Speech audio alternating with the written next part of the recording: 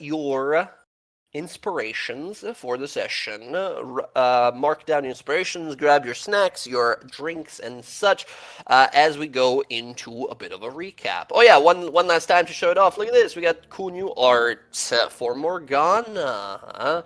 Very fun stuff.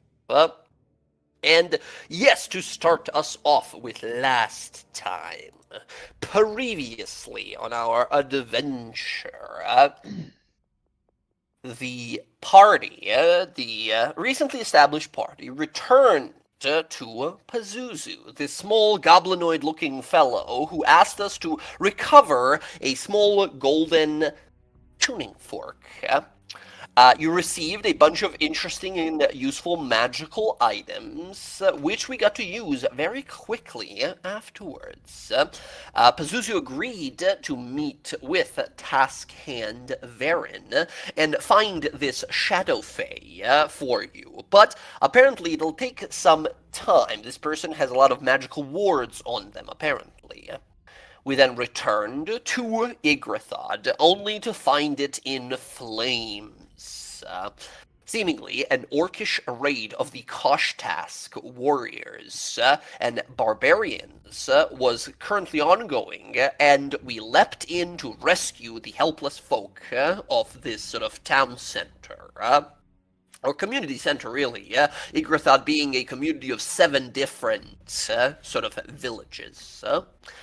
Through some fantastic teamwork, magical items, and arrival of Taskian Varen, the battle was won, and the orcs were pushed back.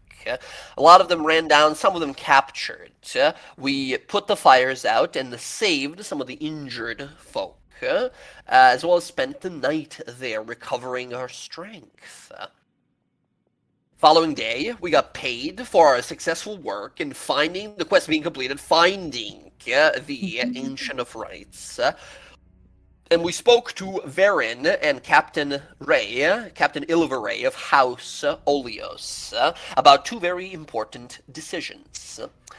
One was the assault into the moorlands in hopes of wiping out the Koshtask orcs once and for all, eliminating that threat to the safety of the people of the dynasty, which Captain Ilveray would pay you handsomely, and hopefully some of you mentioned a possible sort of making contact or even negotiating with the Dolarav, the second of the 2 clans that live in Iothia Moorlands.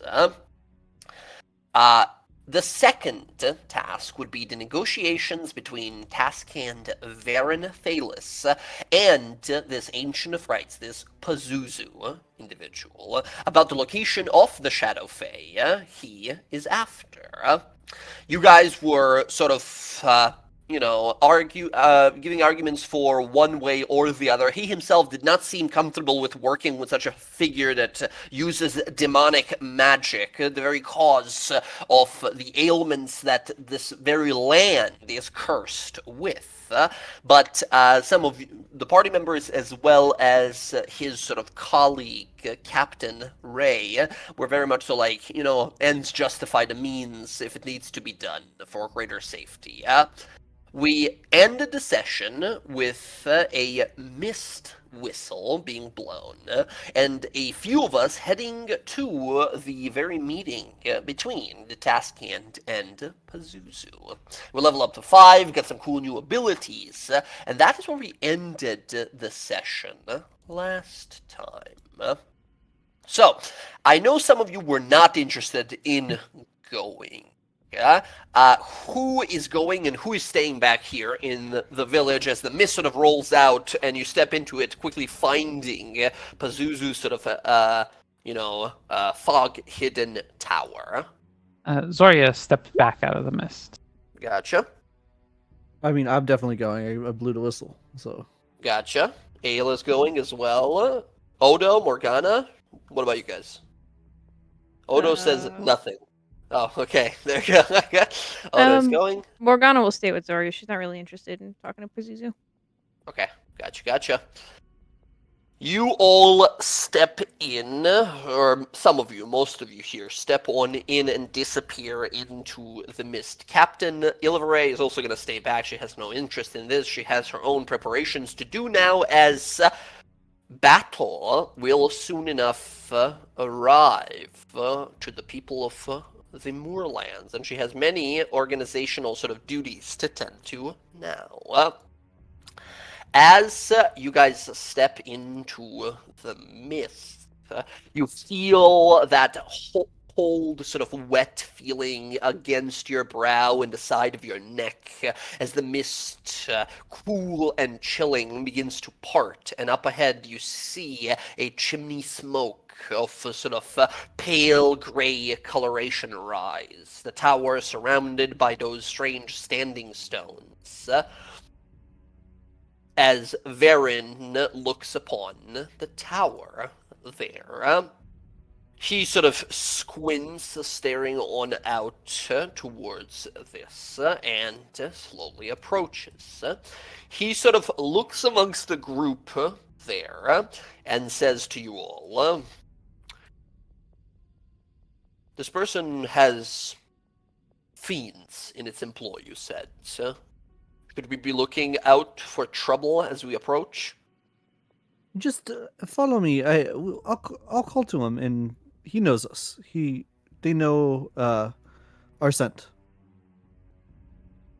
Right. And then He gestures. Yeah, he gestures for you to sort of step up. You call out. Oh yeah, let me get on video, because why not?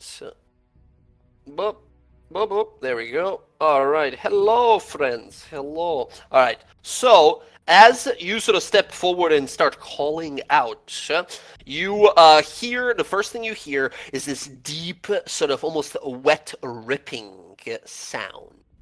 And as a shape begins to manifest in the mist, you see one of those gigantic sort of hyena wolf-like demonic creatures with a sting tail at the back of it, devouring what looks to be some like a bird-like looking like red and black flesh demonic creature, as it's sort of ripping chunks of it and swallowing, sort of gulping them down. You slowly sort of step on up as this beast sort of turns towards you and growls. As stares you down, you see the tail begins to sort of wag, this big sort of stinger tail. Pazuzu. You see the tower sort of flare, some light from inside, as Varen instantly sort of spins his glaive to the side of him and gets ready to sort of defend himself. As you can almost see this echoed duplicate of his begin to sort of slowly manifest behind him. Alondra, we'll skip over to the dog and start petting it like last time. Yeah, it's wagging its tail because it saw you, right? As you approach it, you start petting it. Varen immediately sort of looks kind of weirded out momentarily and begins to lower his weapon and kind of looks back to Odo and Ayla and says, "That is a Shusuva demon. They devour everything they see. They rip limbs from bone. Your friend is petting it." No, it's a good doggy. Good doggy. She's like that. That's boldness that, and you see that he pauses before he comes up with the word like boldness, right? That's a boldness I do not possess. Yeah, everyone's different, but I agree. I wouldn't want to pet that thing. You hear the door begin to sort of creak open, and stepping out of his tower again is Pazuzu. You see the small goblin individual, long sort of purple robe with a lot of sort of rings and earrings and jewelry of all kinds, sharpened teeth and pitch black eyes as they sort of step on out. Varen looks to them and sort of intensifies his gaze here. Pazuzu smiles and says, "There you are, kiddos. Been some time. Glad to see you're back already. You must be the task hand then. I heard you were looking for me." Varen sort of squints and says, "I was, but seeing the company you keep," he sort of looks around at these demons, I will consider perhaps my options. I'm here to ask of you a great favor, a service that we are more than willing to pay for. My allies here, these brave adventurers, must have informed you already that I'm looking for a certain Shadow Fae. And Pazuzu nods, says, yes, I'm very aware. I've been looking into them, peeking a little bit. I am more than happy to help, but just a small thing of exchange to be talked about. Why don't you step inside? Before he goes in there, Ila's gonna put a hand on his shoulder and she's gonna cast protection from good and evil. Mm-hmm. You cast protection from good and evil. Pazuzu sort of squints as you do this, and he looks to you, sort of in the moment of sort of like intensity and staring at him. He looks over to you and gives you the soft look of like, "Thank you." He looks through Pazuzu and says, "These people, at this point, after what they've been tasked with and after what they've succeeded on, are my trusted allies." And advisors. I would request their presence as well at this negotiation. Pazuzu sort of tilts his head and says, I mean, sure, I don't mind at all. And he sort of looks over to you, Ayla, and he seems to like grind his teeth a little bit when you cast the spell. Very well, they can stay, I suppose. And he walks on in. Ayla, Baron looks to you and puts his hand on your sort of hand, but nothing like necessarily like romantic or whatever. Just sort of squeezes your hand of like thank you, right, for the spell you cast. And he slowly begins to sort of step inside. As you guys are welcome to sort of be a part of this. Excellent. You guys step in. Pazuzu jumps over the counter there onto the other side. Varen is the whole time sort of looking at him, and then you see him sort of have a bit of a moment of realization. Pazuzu goes to speak and says, the person you're looking for is quite a skilled infiltrator. This fellow is really good about staying out of sight, keeping himself unseen. Now, for a lesser mage, that could be a problem, but not myself. If I'm looking for someone, I can find him. Varen stares at him for the time. He says, just so we are clear here, I'm willing to work with you and deal with you as long as whatever request you are does not push the limits of decency and accepted behavior. I represent the Bright Queen, a person of incredible wisdom and power. While your help would be appreciated, you are not my only option. And Pazuzu sort of corks an eyebrow and says, I'm certain you think that now, but give it some time, and, people eventually run out of options and they come back crawling to me. And Varen looks at him and says, I know what you are. I've slaughtered hordes of demons. And I know an ambition fiend when I see one. And Pazuzu sort of at first looks a little surprised, and then sort of corks this big smile across his face. Says, very good, Taskhand. Very impressive. He looks over to Ayla, says, and her little spell makes you very much so protected from me. And Varen nods and looks over to you, Ayla, as if you Ayla, you cast the spell just for the sake of protection, right? But it seems that whatever spell you've cast, this particular spell you cast, is doing way more work than you even perhaps originally intended, right? Pazuzu sort of smiles and says, well then, I have a very simple transaction in mind. I would love to get my hands on a particular artifacts. Varen sort of looks at him suspiciously and says, all right, if it is within my power to trade with the permission of the Bright Queen, I'm sure something can be worked out. And Pazuzu says, well, it's a little more complicated. It's a very nifty artifact, you see. Matter of fact, I believe you guys have quite a few of them. They have about 12 sides to them. Oh no. No. Real glowy. This is really bad. Varen immediately looks as if, like, insulted. He points his glaive and places it up to Pazuzu's throat and says, you will not be in the possession of the holy artifacts of the Luxon by the will of the Queen and my own. What you're asking for is blasphemous, to say the least. And Pazuzu sort of throws his hands up like, whoa, easy there, easy. That was option number 1. I figure that might not be of your interest.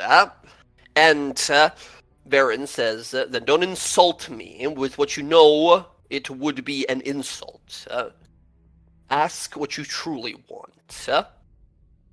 And Pazuzu says, all right, fine.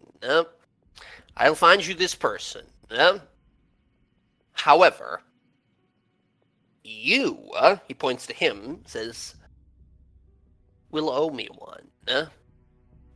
I wish from you a favor of slaying. I wish another demonic being slain. At my time of convenience and choosing. You're an elf, you'll live for a very long time.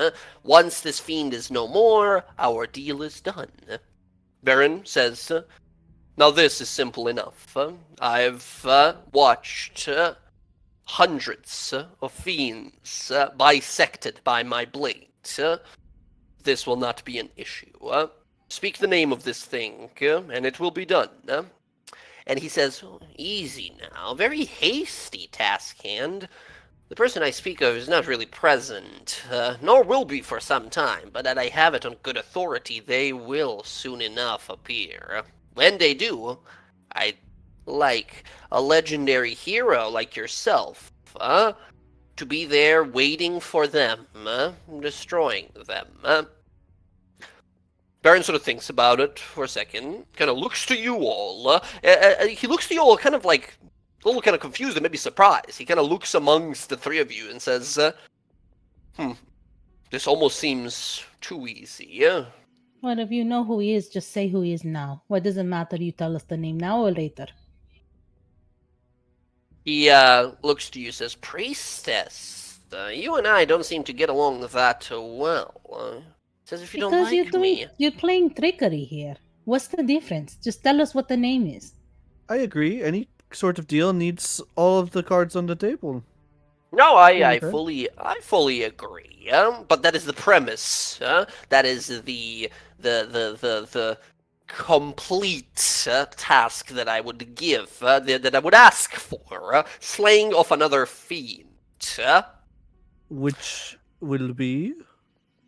He conjures, sort of waves his hand, and you watch pulled from like the ether itself, a black ink begins to sort of fall from just like the space in front of him, and a piece of parchment written in infernal runes.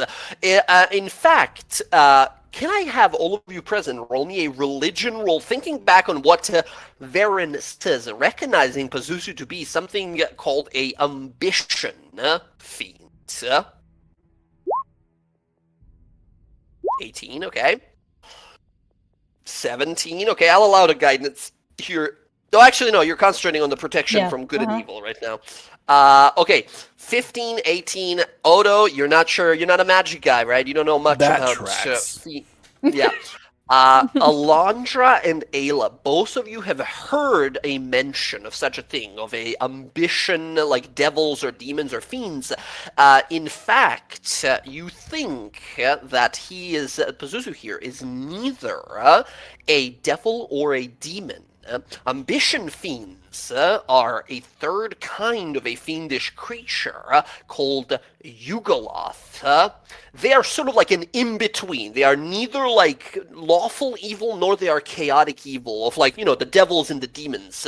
They deal in contracts as well. However, they often act as hired service.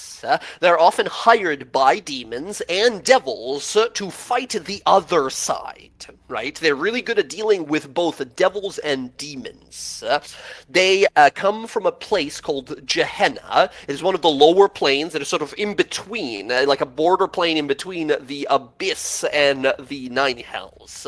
And they are basically sort of like evil planar mercenaries, right? An ambition fiend amongst them is the person who like arranges these contracts, who arranges these like deals between. Usually, these Yugoloths will send an ambition fiend, one of their own, to organize like a deal between. We got to meet with a devil person, and this devil person wants us to kill this like horde of demons in this place, right? Well, we send an ambition demon to make that contract, to like pen down whatever the terms of this contract will be, right? In comparison, they are the most reliable and sort of least evil, I suppose, kind of a fiendish creature. They, in a sense that they only look out for themselves. They do not care for the hierarchy of the hells. They do not care for the violence and chaos of the abyss, right? They're in it to win it, right? They're in it for themselves. In fact, obviously, at this point, you're pretty certain, like, he doesn't look like a little goblin. He probably looks like something else, right? I mean, this is the thing. He says he has other options, and you have to take a long time to find this person. So, can he make a decision later? It's fine by me, but you tell me, Taskhand, how much time are you allowing this Shadow Fae to run about before you realize you're out of other options? Varin sort of gives this sort of kind of complex look of like, I hate to admit it, but he could be right. He sort of looks to you, Ayla, says, my ally here, an advisor, speaks well. I could have other options, but what you're asking for is not unreasonable, at least your second ask. Speak the name of the fiend and the kind of evil it is, and I will give you my answer. Pazuzu looks over and says, quite simple, really. There is a little thorn in my side called Gore Thrush. He's a little something known as a pit fiend. Big, scary fellow. One of the toughest kinds of devils you're going to run into. You think you can handle yourself against someone like that, Taskhand? And Varin sort of looks... again, if you guys want to give me, like, religion or history rolls to be like, what's a pit fiend? Right? You can make that roll.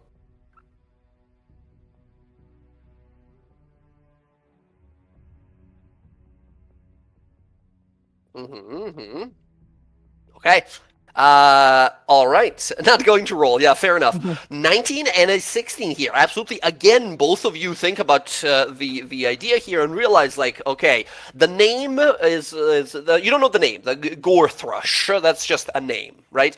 But Pit Fiend is the sort of absolute most powerful fiendish. They're usually like generals and powerful captains in devil armies. They are the sort of like right hand like devils to like archdevils, and these devils that like rule sections of hell, like dukes and duchesses and such. They are extremely powerful devils, right?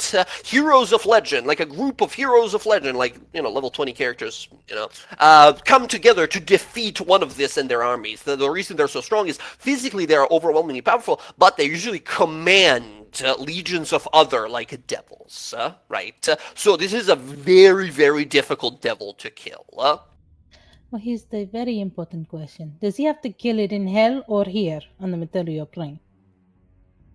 Pazuzu nods, says, very clever, priestess, very clever.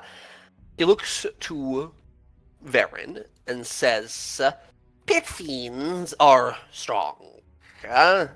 Very strong.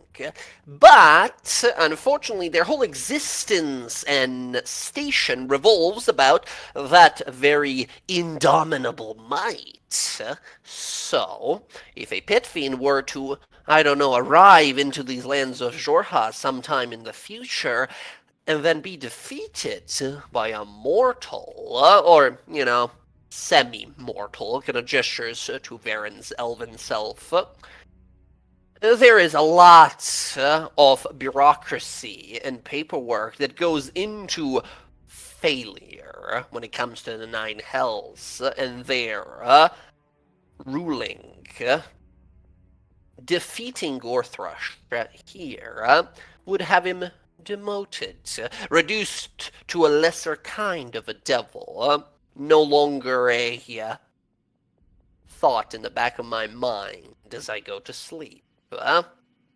So to answer your question, Priestess, slaying him here would be more than enough. Varen looks to you all, looks back.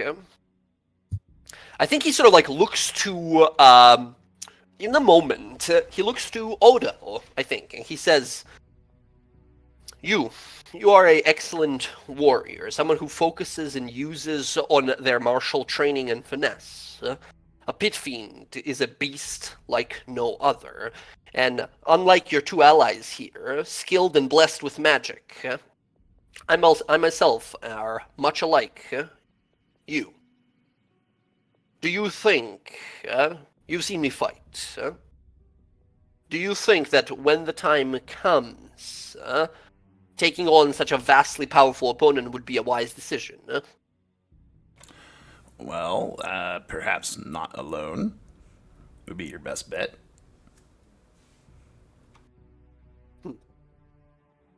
He sort of looks back to Pazuzu and says, Pit fiends are dangerous, but if I understand what you're implying, is that this Gorthrush will step foot into Jorhas at some point in the future, then such a planar incursion, like many others that I have halted, will be cut down. He gives a glance over to Alondra and to Ayla to see if you guys have anything else to mention, but he looks to you guys as this is going to be a difficult task, but you see that he's about to be alright, I accept, I'll kill this thing when it shows up, huh? Yeah, Do you guys have anything to add, or do you just nod Nope. along? Not along. I mean, if you need help, I think Odo's with me. We'd help, right, Odo? Yes, Ayla, that's where I was going with that. Thank you. If you require my blade, I will be there. And I'll be there too. I've never fought a pit fiend before. Sounds fun. I haven't either. Sounds worthy. Just He looks at you guys. Gonna whisper to him, you can't date the beer thing, right? You have to kill him, right? I could certainly. Says you. Yeah, says you. Excellent. Amazing. Uh-oh. Uh-oh. Jay froze. Okay, I was I thought it was just me for a second. same. I was like, oh no, Yeah. my stream. See you dating a pit fiend. Okay, everyone. Looks like we have a pause video waiting for the DM to get back to us. How is everyone tonight? I hope everyone's doing well. Oh no, Jay.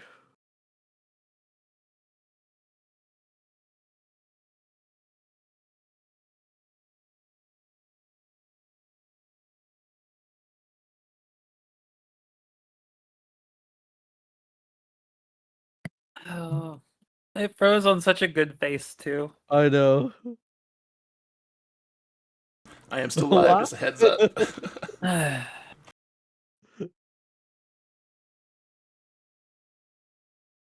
A box noodles. Hello? Curry? Hello. Hello. What the fuck happened? you locked up on the best expression ever. Yeah.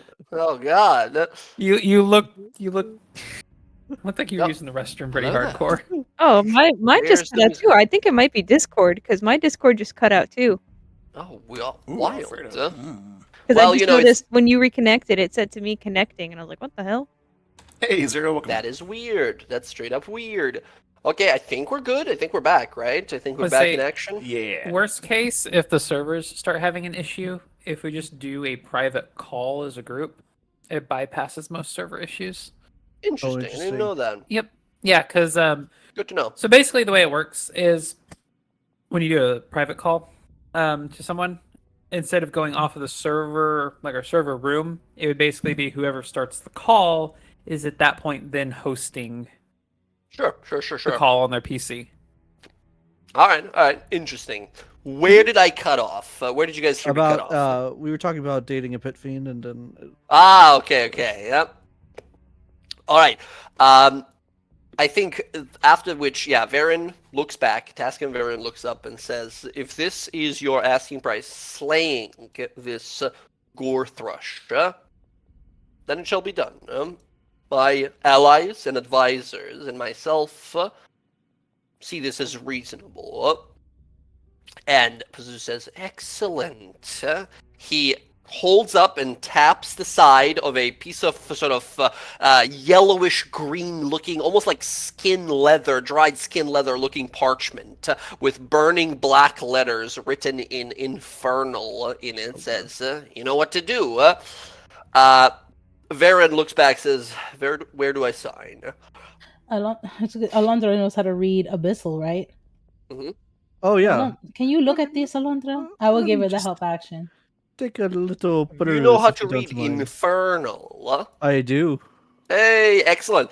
You can absolutely look it over and inspecting it for some time. You can give me I think just investigation roll for like investigating legal speech here, right? Let Looking for me- any hidden clauses or hidden parts of this contract. Take out my magnifying glass and look closely.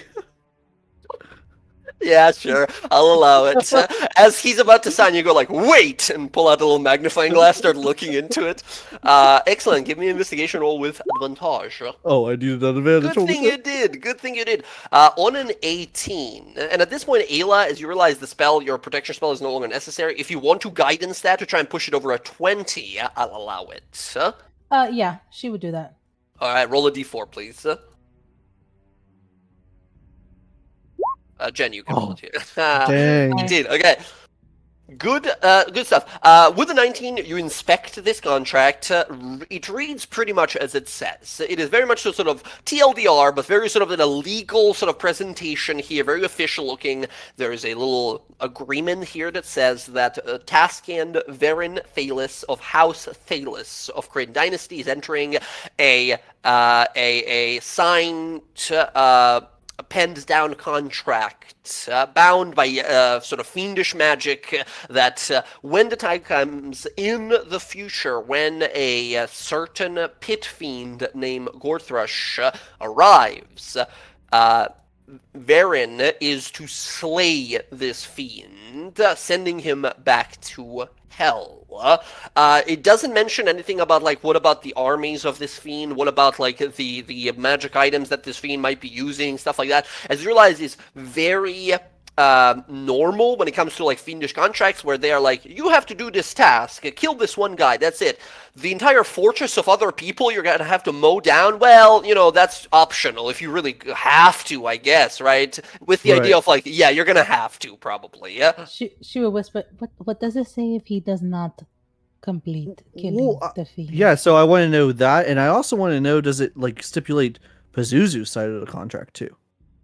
Absolutely. You find a little with a 19. You find a little thing at the bottom of it. The failure to accomplish the given task, the agreed upon task, signed by the signee of the contract, will indict what's the word? Will basically force Varen to a sort of a magical renegotiation of a contract. When that is if that happens, if this contract is not completed, Verin will have to agree to another contract afterwards. This follow-up contract is left as basically like there will be another like follow-up task that will be of greater or more like dangerous difficulty afterwards. And I think Pazuzu sort of like explains that part as well. And Verin's very confident. He just says like, it's never going to come to that, right? He's going to kill this thing. Yeah. Right. How about Why explain that? timeline? Like, is he supposed to do it right when the pit fiend shows up, or can he prepare? There is no specifications. It's sort of worded as if like when this pit fiend shows up, as long as he's present on the material plane. Before he retreats or returns to the hells, he has to slay him in that time window, right? So It has to be him on that contract. Pazuzu raises an eyebrow and gives this sort of predatory smile with these jagged, sort of sharpened teeth to you. And Verin looks to you as well and says, Ayla, what do you think you're implying? Why does it have to have his name on it? Couldn't it be anyone who slays this pit fiend? Like any one of us? Like, what if Odo killed the pit fiend and he technically didn't kill the pit fiend? Does he still have to give you another contract? He looks to Pazuzu, very much so sort of, looking to you, Ayla, gives you the look of, like, very clever, very smart. And he sort of looks back to Pazuzu. Pazuzu says, doesn't bother me, none. I suppose he waves his hand and amends the contract a little bit, and it adds basically a clause that as long as Verin or any of his allies that participate in the battle slay Gorthrush, that completes the request. He looks back to Ayla, says, happy now, priestess? I'm just crossing every T, dotting every I, Can't be too careful. No, you can't, can you? Verin looks back and says, kind of looks to Alondra, and you can definitely tell that he can read this language as well, right? He's looking through the contract and looks over to Alondra, who's obviously been sort of like looking at it as well, and says, what do you think? Checks out? It's, as far as I can tell, it looks pretty legit. Especially with those amendments, I think it's reasonable. Very well. I accept your terms, Pazuzu. He takes the quill, writes his name down, and gives the paper back. Pazuzu gives a smile and says, good, excellent. It is done then. Now, next part. My turn to help you. So, you wish to find this Shadow Fae, yes? This can be done. Not a big deal. However, it's going to take some time. They have a few magic items on them, one of which prevents most folk from seeing where they are and what they do. This can't stop me. Nothing can. When it comes to learning information, nothing can stop me. It's going to take some time, Joe. The magical wards need to be broken, dispelled, and pulverized. So that's what I'll be doing over the next 2 or 3 weeks. By the end of it, they will be naked before me. Verin sort of looks back, kind of stares back at him, says, all right, this gives us some time. I think now that we know for certain that we will be able to find him, getting some... He looks to you guys, says, getting some firepower on our side. Someone who'll be able to deal with this Shadow Fae is my next endeavor. He looks back and says, Pazuzu, I appreciate your help. We are probably not going to be seeing each other or working together ever again after this. In fact, it is likely we might find ourselves on opposite sides. Pazuzu says, "Don't be so sure, Taskand. You never know who your friends and who your enemies end up being in the end, huh?"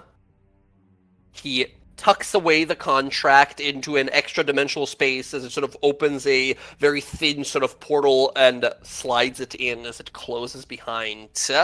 Varen steps on out. Pazuzu looks to you all and says, "Thank you all. Thank you all for being very amicable."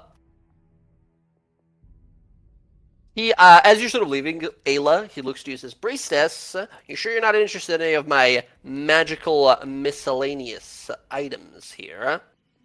I'm very sure. Let me know when you change your mind. I probably won't, but Alondra loves your stuff, so maybe you give her what you would want me to have. She loves it. She's gonna walk. As you step on out, Ayla, with your incredible passive perception here, Jen, what's with you and always having high passive perception characters? It's how I am in real life. We talked about this in my real life. Like I have low con, low dex, low strength, low int, but my charisma, my wisdom are good. Attention to In real detail, though. life. Hell yeah. Yeah. Awesome. Ayla, you look back, and you can, for just like a brief moment, see from one of the sort of like torch sconces nearby, the shadow on the wall behind Pazuzu, like from the light up ahead, is not that of a small goblin, but of what looks to be a sort of like a hunched forward, humanoid-looking individual, as if like a mound, basically, yeah, with a beak coming from the front of it. As you sort of step on out, as you realize, like, that might be something, right? That might be its, like, real shape or something. Something bird-like. You all step on out. Varen sort of steps out and looks at these fiend creatures. They immediately sort of back away from him a little bit there, and he sort of looks back to you all and says, you see him sort of, like, exhale for the first time, right? Kind of relax a little bit. Says, "It is done. This is the fastest solution to the threat of safety to the people of the dynasty. As long as I am faithful to this contract that I've made, then this is fine. Fulfilling this contract, in fact, might even give me some pleasure. Destroying a demon so vast and powerful, the very perpetrators behind the corruption of Jorhas such a long time ago, it'll be an honor to cut it down. Although I have heard they are vastly powerful. I've felled ice, bone, spined devils before. I fought Bargura, I've fought Hezro, but I've never faced a pit fiend before in a single combat. Should be exciting. Yeah, I mean, at least Should you're not be gonna do it interesting. alone. He nods. I look forward to it, but I should prepare. Much training that needs to go into this. He looks back to all of you, says, "You're all very skilled in both magic and blades. If in the future you have some time, I would be honored if you would let me borrow some of it. Sparring, duels, perhaps, exercises in endurance against magic. Training with my own sergeants and soldiers can teach someone a lot, but at this point, I'm mostly teaching them. You all are different, unexpected, unpredictable. That is what I could use. What are those scarabs you're using there? Sorry, what was that? What did you ask? What are those scarabs you use?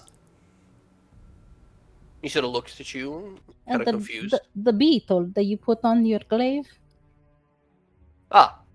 It's a minor enchantment. My brother, the Shadow Hand, he creates these. They allow for communication. I usually attach them during combat in a situation where my life might be threatened. These and he pulls out these little kind of like jade scarab. He says they have the ability to alert my brother to my situation, and he's able to manifest in a way. He's a powerful mage, and he has given me these as a charm of protection. Oh, I'd very much like to meet him someday if he's a powerful Interesting. mage. He's a very busy man. You see, he's the right hand to the queen, to the Bright Queen. He's the master of information, the Shadow Hand. He is, Amazing. and when he says that, Shadow Hand is basically like a title of like the director, the head and director of like FBI, right? He's the guy that knows everything, that tends to like home security, basically, right? It's Essek, yeah. Yeah, it's That's, that. that's Yeah. amazing. He is quite accomplished, and, you know, he doesn't have many friends, but he cares for me, and I care for him, and he has given me these to just sort of ensure my safety. I only wish I would have something similar to give back to him, although, trust me, he rarely leaves the capital. His safety is most assured. The capital being Rosana, correct? Rosona, yes. Yeah, And he we're sort of supposed- we're supposed to go there, aren't we? You can absolutely be my guests whenever you are there. Although I myself am mostly stationed in Bazozan, I rarely have time to enjoy the tall gardens and beautiful streets off our capital.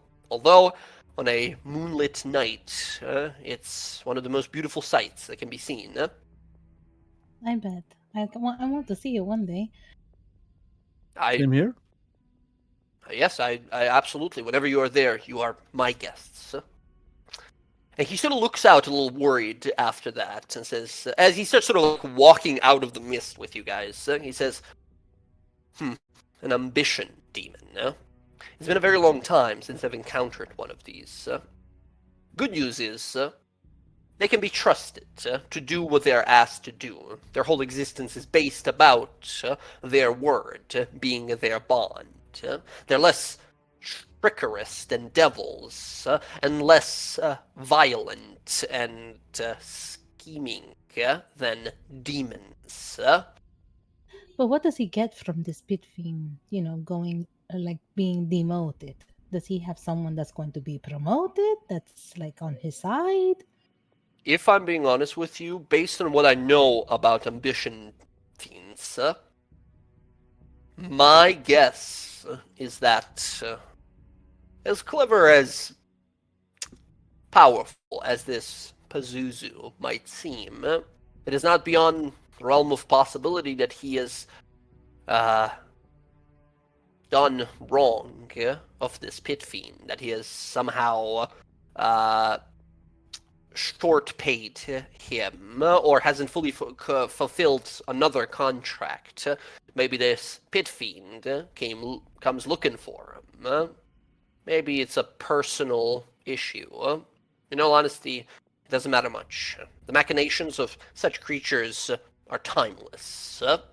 We live here and now. That's what we should focus on. So, Alondra, Yes. that whistle got us here. Can it get us back? Only one way to find out, my friends. Whistle. One of the giant hyena dog monsters comes running over and starts wagging its tail excitedly. And then you watch as the mist around you begins to fade slowly, and you all find yourselves back in the sort of the quarters of that is currently being kind of stationed at Captain Ilveray there. Zoria and Morgana, you guys were sort of around. They've been gone for like, I don't know, 20 minutes, 30 minutes at most. Are you guys still here with Captain Ilveray, or have you gone on your own somewhere? No, actually, they left before like Zori could even like really say much. So she went and got her stuff. She has packed up her moorbounder and was looking to Morgana, well, I am going. I don't know when or where they have gone and when they will be back. Are you coming? I mean, I'm not really looking. I don't really have anywhere in particular I need to go right now. But I'd say just give them a few minutes. I don't think they intend on staying there, especially with the Taskmaster. Even know if they can get back? So I said give them a few minutes, and if they don't within the hour, we can go.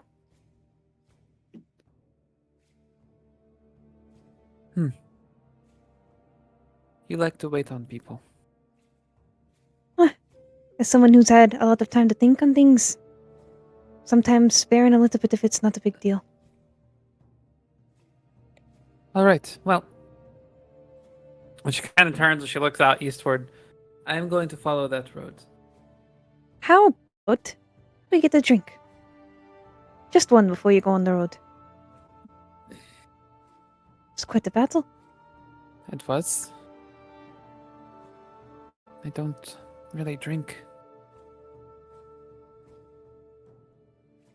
You don't or you don't remember?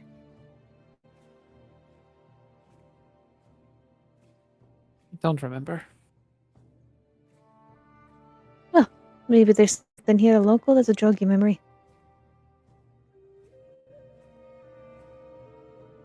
And Morgana is gonna basically put a hand on her back and can't push her because she's a lot bigger than her, but like kind of guide her into the bar.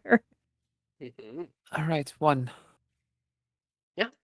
You guys going in? It's still in a state of repair. The exiled dragon here, the spot, yeah, you see some of the you guys saved most of the people. It is quiet. It is dead quiet. Their bard was killed during this.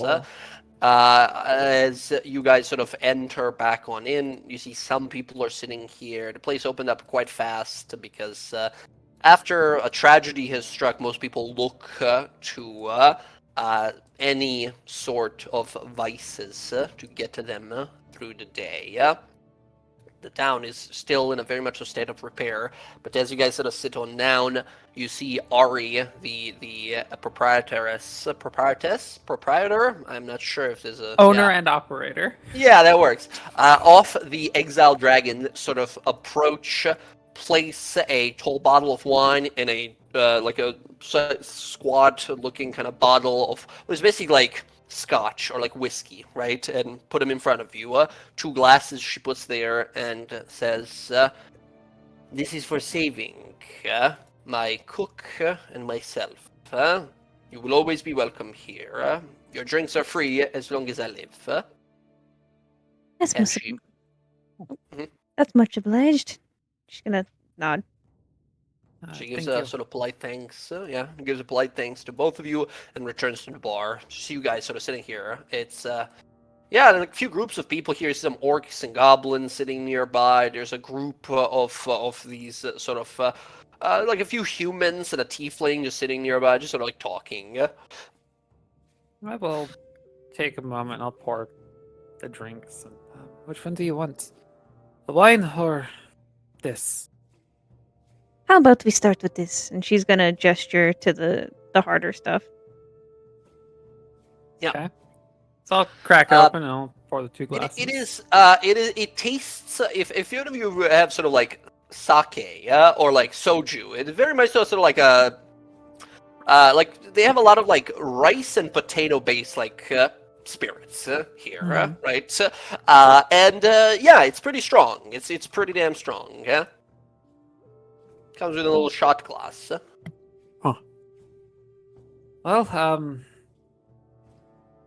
here to whatever. And she just kind of raises the shot glass up and then downs it. To whatever. To whatever. It's our new toast to whatever. Whatever. Excellent. So It- you drink a lot. Not these sort of things. Tastes a bit different back home. What do you like back home? Or what did you like back home? there was this wine that we had. It's kind of a wine. It was a bit of an alcohol too, but it was made from berries that the moon's light infused the dew on. It's got a sort of taste I can't really describe. But the moon's light's not very common there, so it was very highly prized. It's always in a perpetual dawn in most places within the Feywilds.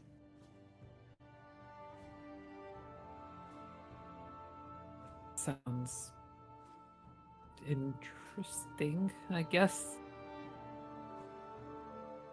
I mean, It's strong. It's strong, but doesn't taste that way. I meant the perpetual dawn. There's The wine different. sounds weirdly poetic. The place itself, the Feywilds, like I said, is usually in the perpetual dawn. But there's pockets, domains, if you will, that are variant depending on who controls those domains. Hmm. So, where I'm from, it rained all the time and it was dark. Kind of slow nod. It knows nothing about the Feywild, so she's just taking you at face value for this. Okay. Rain is nice. It feels good, refreshing, and calming. I agree. I like the Yeah, the thunder. it is like Seattle. It's exactly. Yeah. It's Magic based Seattle. on. It's based on the temperate rainforest. Magic Seattle. Yeah, So- well, Why did you leave? If it sounded so nice. it's not the place that I really had the problem with. It was the people who lived there. In particular, Everyone? the ones I lived with. Like just like everyone in general, or just those No. particular ones? Where I'm from, I found out some 40-something years ago that my life wasn't what I thought it was. Everything I did, how I lived, I was doing the wrong thing. I didn't know it. And when I found out, well, it was a bit of a shock. Thing is, as you can see, and she gestures to her hat, I look at the part because I was part of a coven, not that I really knew what it meant back then. And when I found out, as I've mentioned the hags, it was difficult for me because I found out that I was doing awful things. And I refused to do it after that. And my life became a living hell the years after that. So she kind of like does that thing where like when she's thinking, she kind of like tucks her tongue up under her like upper lip and swishes it around. You realized you were part of a coven, and you did bad things. You don't like it, and you want to be away from it. And she just kind of gestures to Morgana, and you looked the part to fit in. If you don't like it and where you came from, why do you still dress the part? Because despite everything that's happened, being the witch is part of who I am. It's all I've ever known. And just because I'm a witch doesn't mean I have to be a bad one. And what if you break this curse and you are back to who you were? Are you still a witch then? Or are you who you used to be? I mean, I've got some ideas of what I'd like to do, where I'd like to go. Might be nice to return home if they're not there anymore. If I'm a witch, maybe a coven of my own. Not a hag coven, but misguided spirits of like myself. I can't be the only one who's had these sort of problems. I think it's about time I repay for all the lives that I have taken and give that chance to those who need it.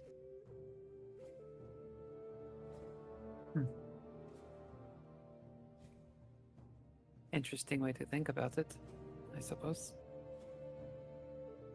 And she'll pour another drink and slide one to you. And Morgana takes it. It's interesting, because you don't really see people as often as good-spirited as like people like Ayla and Odo back home. They are bright lights in the darkness that is Jorhas.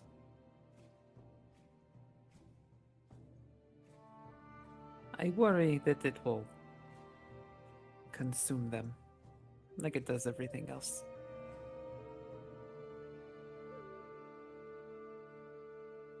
Guess the fortunate we're not all bright lights then. Oh, I mean, you can be a not so bright light and still watch the others dim around you. And you can be the shadow that puts them out for a while, so that they can be hidden. Doesn't mean you have to smother them completely.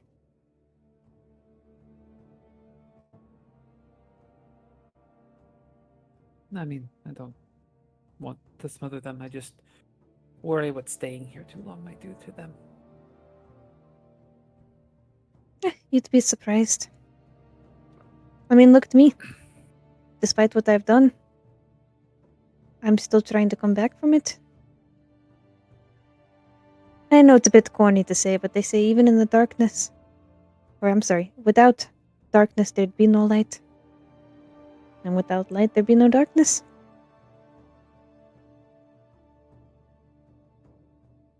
You are strangely poetic. It comes with the territory. There's a lot of poems in the Feywild. A lot. Ah. Okay. Riddles too. Well, that tracks. What about, like, sparkles and glitter? Yeah, it Seems depends to be a where you're lot of from. that. That's like a regional type of thing. Regional. Yeah. Okay. I'm Does not from that everybody- region. Is everybody in that region like Alondra? More or less. You're talking about the Sealy Court. They're all very boisterous, bright like the summer, fiery. Aha. Yeah. Mischievous. Don't think I would like to ever visit there. I might kill a lot of people. That wouldn't necessarily be a bad thing. They're kind of all cunts. She'll raise another little glass to that. I can see it. Well, that is 3. I am going to be going now. Alright. And then Morgana's like tracking the time. See if like maybe she timed it Yeah, well. it's been a while. It's been a while, we'll say at this point. Yeah, no, after some time, as we see, as you guys sort of look on outside, and you see sort of, yeah, stepping into the center of the little village here, yeah, you see Task and Varen. By the way, at this point, it's like late night, late evening at least. You guys arrived back into town when the attack was happening, right? And then you immediately, like, spoke to Varen.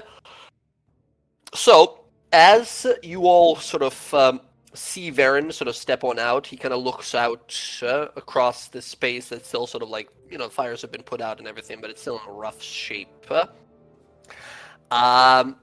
He sort of looks back, and you see, yeah, next to him there, Odo, Ayla, and Alondra.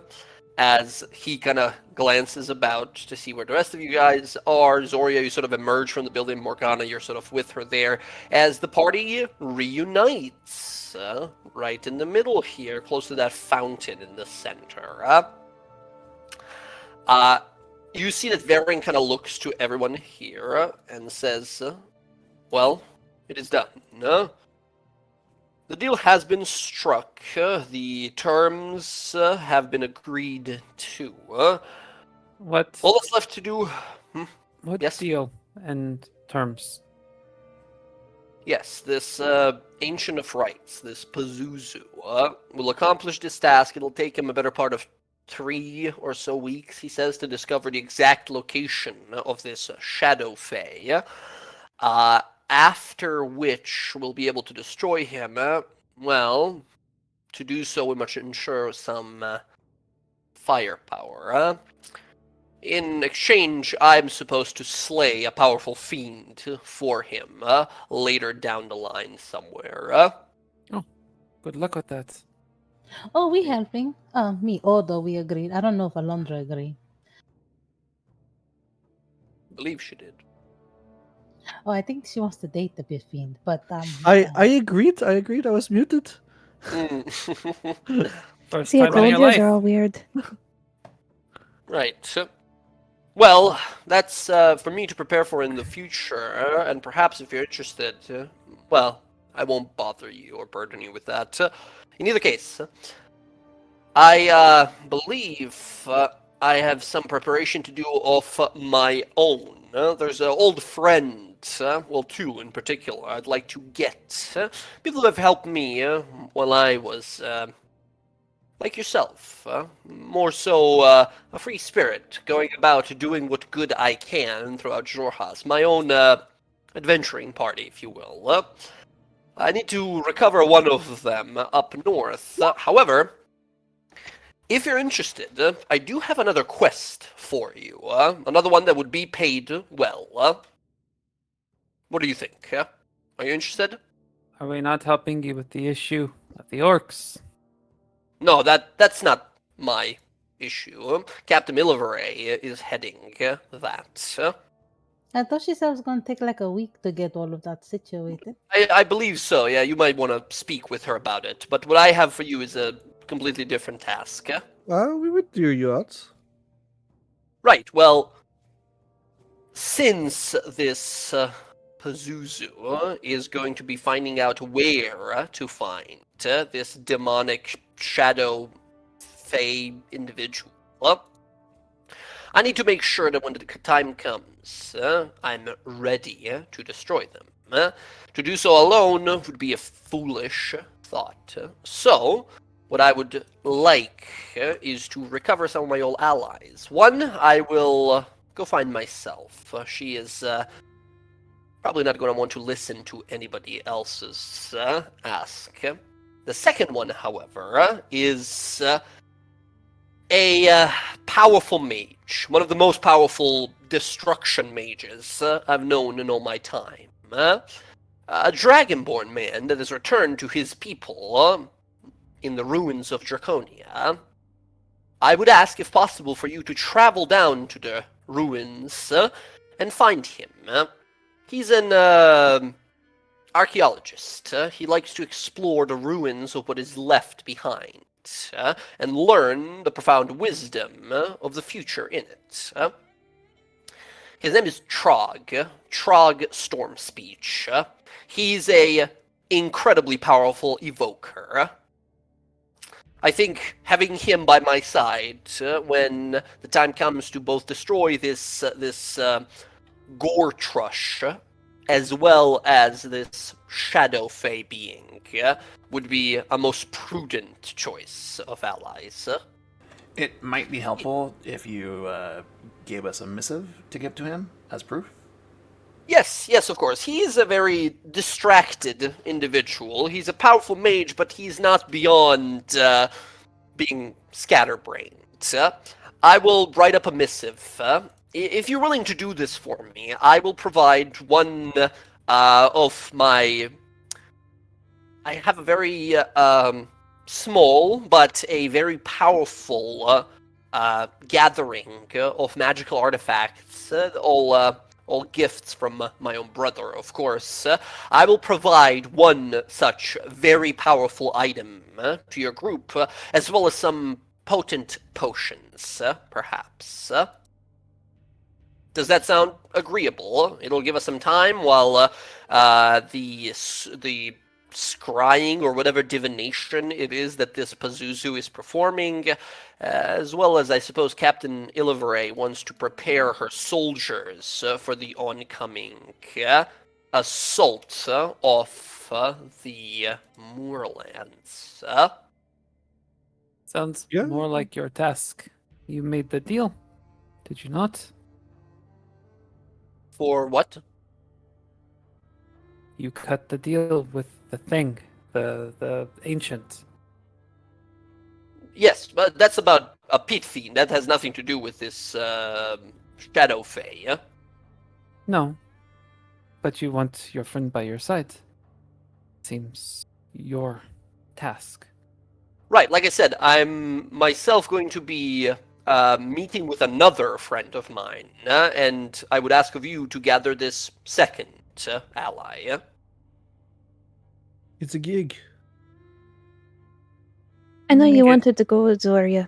I know you wanted to go right away to the moorlands, but I think what he's saying is, in the meanwhile, until we can make the assault against the orcs in a week, to just go and do this. Could always Yeah. head to Charis in the interim as well. Yeah, we need the army. We can't go in there by ourselves. The other side of it, though? Like that. We are supposed to talk Like to she- yeah, I can't remember the name. The other The other orcs. tribe. Yeah, but to go the other way, don't we still have to go down to near to the go ruins through of them. Draconia before to go that way? She's going to be ready in a week to set assault to the moorlands. If the other side is not ready in that time, then what is the point? Well, I would suggest speaking with Ray, with Captain Illiveray first.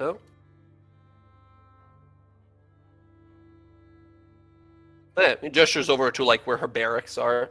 How much of a time frame are you on for the ruins of Draconia?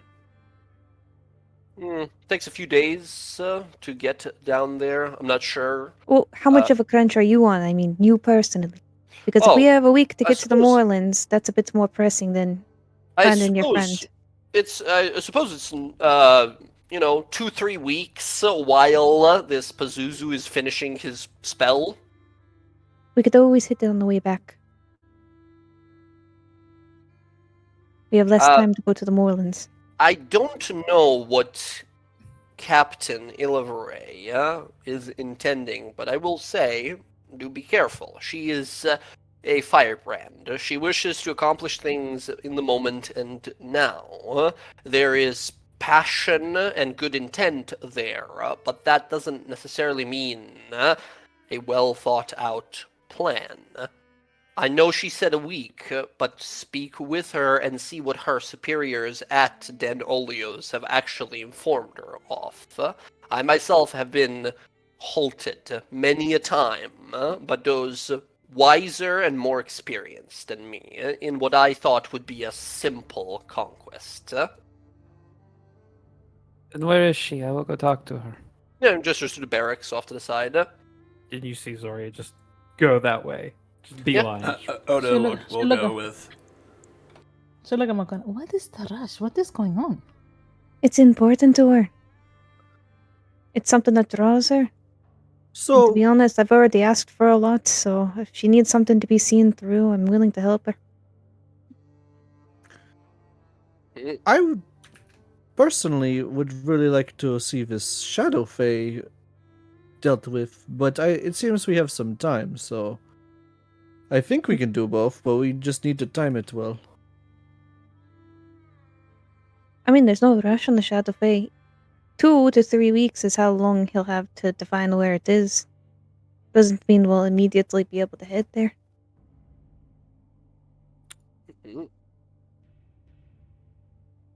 You sort of, Zoria, you march on off to the barracks. Some of the guys like, stop, where are you going? Where do you think? And you just sort of like shove them out of the way, get inside.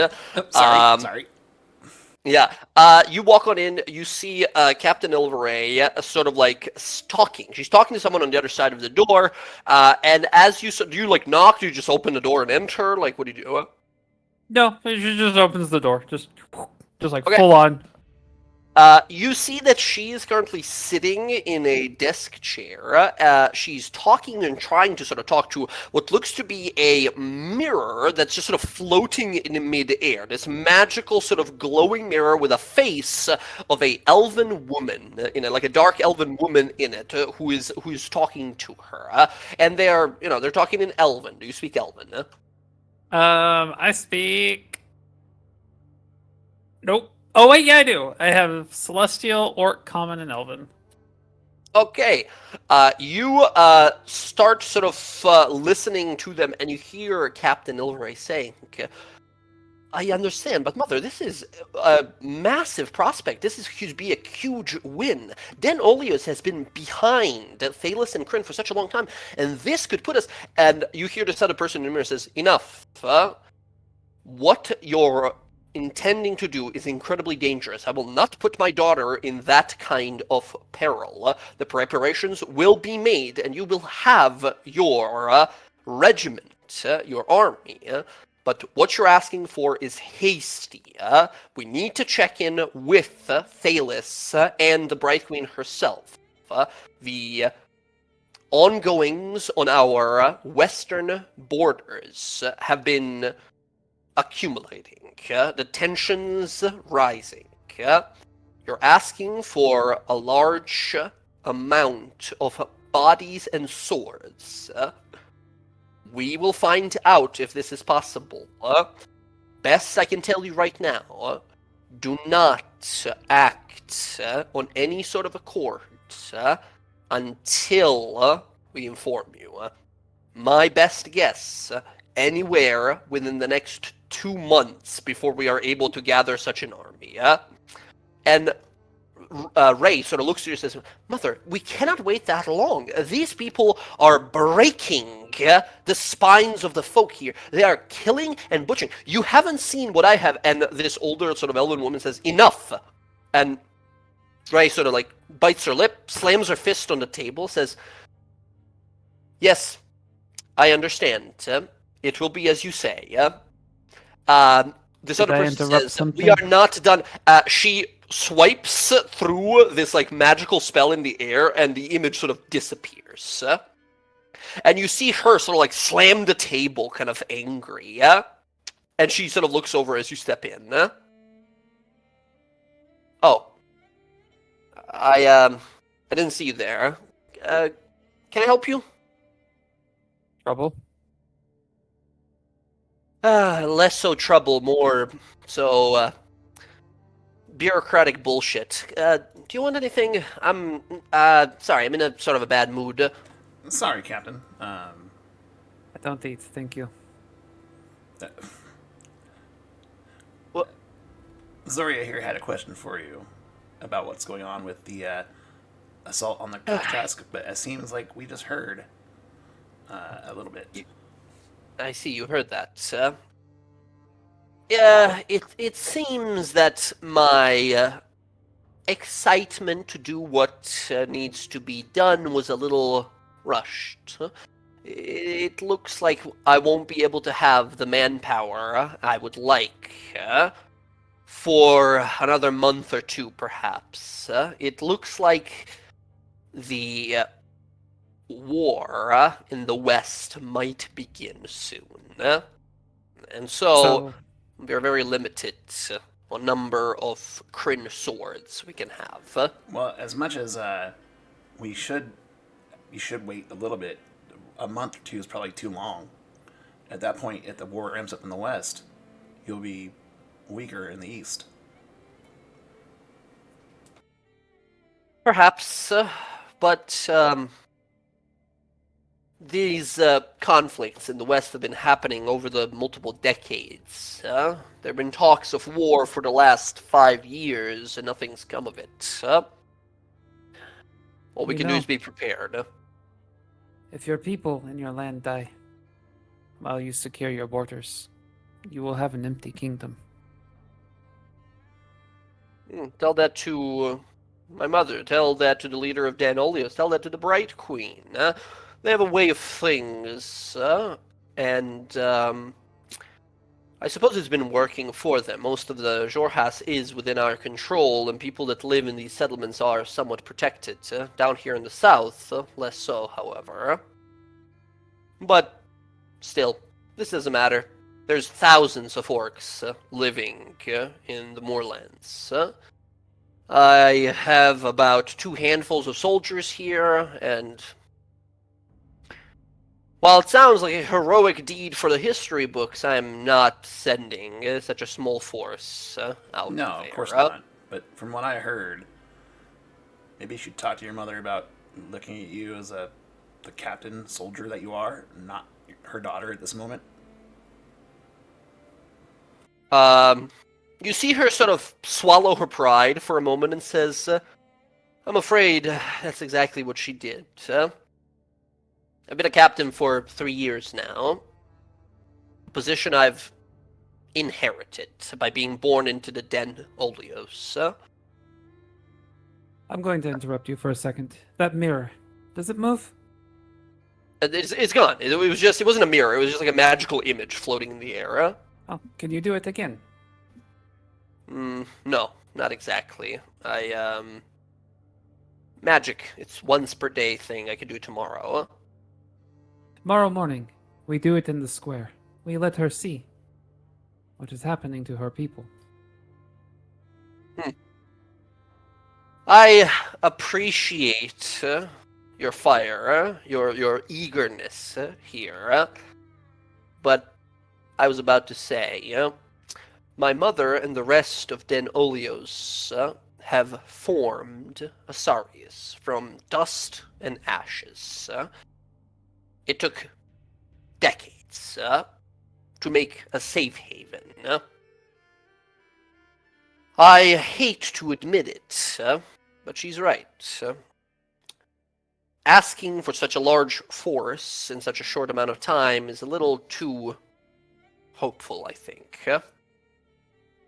But I'm still very much so intending to go through with it. Not in a week, perhaps, but once my forces are here. In an act of urgency, I will remain here with the soldiers that I've brought to protect this township until such time. This will give impression upon my mother and the rest of Den Oleos of the must of this task. However, I have received confirmation. We spoke before of perhaps working together, destroying these Kosh tasks, and rewarding you if you would be present during this assault. I've discussed a tithe or a reward that would be appropriate for your actions here based on the deeds you've already done, and Den Oleos is more than happy to offer you a grand prize of coin and rewards of status, positions, owning land and such. She presents a scroll that she sort of wrote up that has like the ring, the signet seal of hers, and shows you the sort of what is basically like an agreement between you guys, a sort of like standalone group, and her as a representative of Den Oleos, approved by her mother. I've added it to the quest board here. We have the Moorlands Marauders quest that says that, Captain Ilveray would ask aid of you guys when these armies clash together. If you are victorious, a reward of 12,000 gold coins and rewards of status that befit heroes of war would come your way. Secondary one that's in there is Storm Speech. This individual that Taskin Verin is looking for, this old friend of his that is apparently some incredibly powerful destruction mage. She presents these and says, so like I said, I appreciate your eagerness, but I'm a servant of Den Oleos, and I must do as well as they ask of me. And what Daughter about the other? The other? The other side that we were talking about. You want your army to come down from one side, but even you doubt that they are capable. Well, you were talking about a possible sort of communication with these Dolarav, yes? Yes. I believe this is a prospect. Maybe I wouldn't bet on it, but if you are insistent on trying this, it is, I suppose, a addition to this conquest of ours, if we are able to bring them into the fold, for them to become the members of Dynasty as well, I suppose an additional reward for you and perhaps myself from the Bright Queen would be expected. No, you can Although- strike my name from that. I don't want a position among cowards, but I will find them to make sure this happens. Right. Well, I'll tell you one thing. Going there now without the army, even for the sake of this negotiation, is suicide. There is thousands upon thousands, small tribes and hideouts that the Koshtask use. There's a reason we were never able to penetrate into those swamplands. If you wish to work for me, I would ask of you to wait until I have my armies at my side. If we're able to push our way into the moorlands, it'll be easy enough to split off with the buzz of our armors and swords, with the Koshtask distracted enough, making allies if you think these people could be allies. Could be a possibility only then.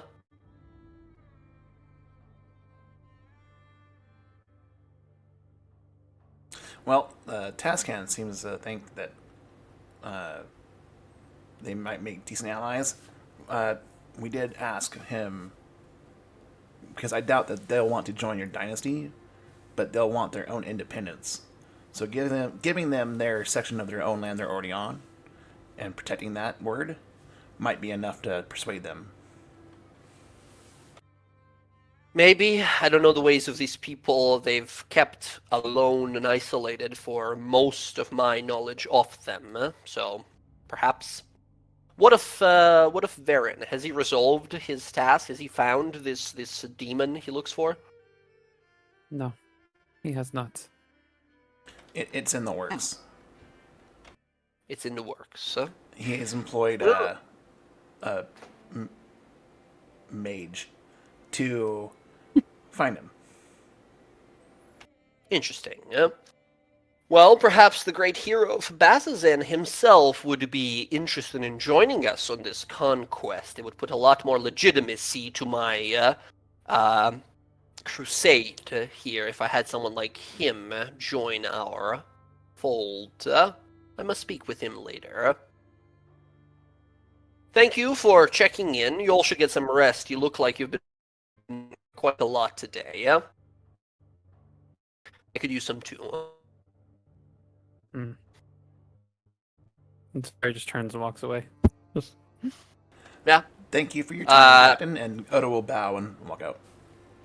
Yeah, she gives you a smile and kind of tired look on her face as she goes back poring over these papers now that she has to organize a proper request to send down an army and then, what amount, what kind of armored, what kind of specialists they need, all that stuff that actually goes into organizing like an assault of this scale. You all meet outside again. Outside, you see Varen, who is currently sort of standing next to his Wyvern, his Dragonelle, as he's sort of preparing to leave soon, right? He sort of looks around and says, "It's getting late, very late already. Perhaps I will rest for the night. Let my beast here rest and head out in the early morning. I must travel far north." Oh. She really wants one of these dragons. She's gonna try to make friends with this dragon. She really likes him. Yeah, it makes this little hissing sound and snaps at you, and then sort of Aaron puts his hand on the side of its neck, and it sort of calms for a moment until you're able to sort of approach and put your hand on it as well and sort of pet it. He sort of looks back to you and says, "Quite a mighty beast, this one. I was gifted him when it was just a small wormling. It's fully grown now and quite aggressive. Luckily, it knows my scent. It's really nice. I never seen one where I never seen something like this before. There are a side breed of wyverns, not as durable or as venomous, a lot more pliable to training and becoming allies, bonded partners and friends than most dragon kind. It must be nice to fly. He sort of gestures, says, "If you wish, you can. It's night sky out. Its visibility's a little rough, but if you wish, have you flown before?" No, I mean this is the first time I even be in a place like this. So no, I've never flown before. If you wish, you can do it by yourself, but it could be dangerous, or you can just hold on to me and I can fly up. Okay. He looks over and sort of approaches, helps you get onto the back of the mount there, and he jumps on. The wyvern sort of like kind of growls and hisses and turns his head looking at you, right? As he sort of places his hand on the reins, pulls back, and takes a disguise. And over the next like 10, 15 minutes, he just sort of soars and flies above very high and then sort of soars down. And sometimes you hold on to the sort of the saddle and the little holding bars on the side of the saddle and onto sort of Varen there. And it's quite beautiful flying that. It's pretty fast. It's a pretty fast flyer, but he doesn't like push it to go super fast here. At some point, he sort of kind of moves slightly and stands up on this thing. As you realize, like, what are you doing? It's like someone standing up on a moving motorcycle, right? He stands up and gestures for you, like, to move to the front and gives you the reins as he's sort of standing on the side of it right now. She'll move, yeah. He's doing the Legolas thing where he's like defying gravity. Obviously, he should be like fucking flung off of this thing, right? But he's just sort of like standing there, perfectly balancing on this moving flying beast. You step in front, and he sort of like kind of kneels down, holding onto the side of one of the sort of the roots of the wings there, and you begin to sort of control it. How about you give me an animal handling roll?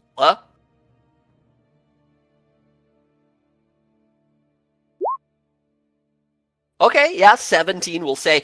It's a bit of a rough start, but after a few minutes you get into the hang of it and begin to soar through the sky, through the clouds down below. At one point you emerge above the clouds and the dark cover of Jorhas, and above you see the full, sort of beautiful and clear blue moon of Katha looking down. You feel its presence and your magic is amplified, your confidence, your sense of self boosted while you are looking now closer to the moon that you've ever been. He sort of looks on up to it and looks back down, says, not bad for a beginner, not bad at all. You know, one day I'm gonna get one of these. This is amazing. They're quite something, although training them it takes a lot of time.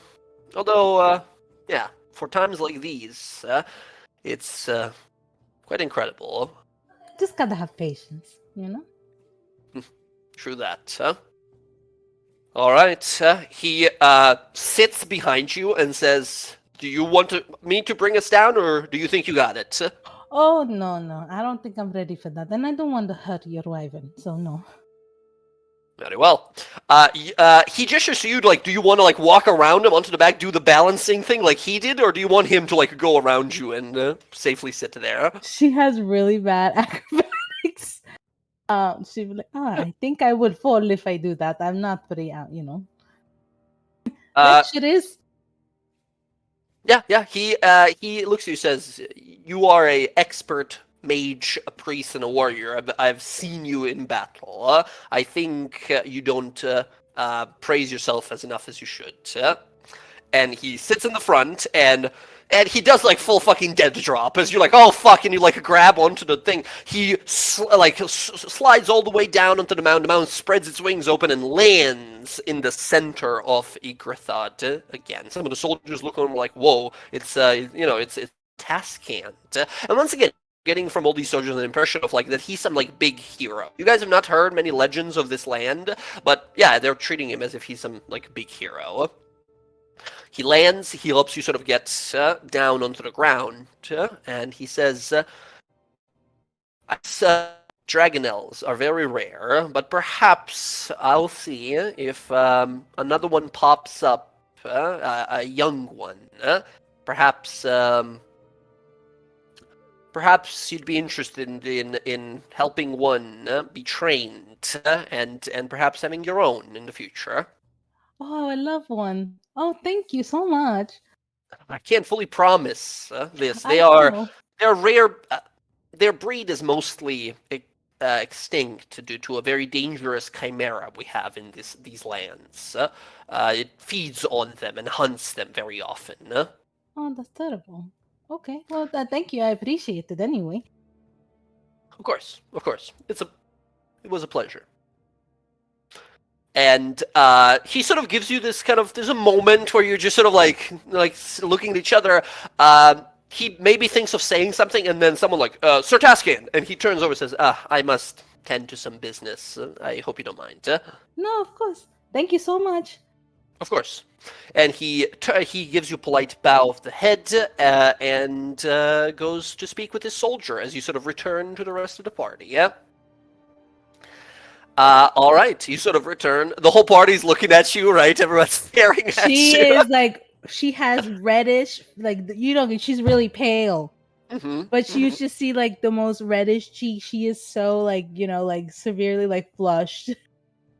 Because everyone's staring at her. She's like, Oh, you know that wind made your face a bit red, huh? no, we talk later, okay?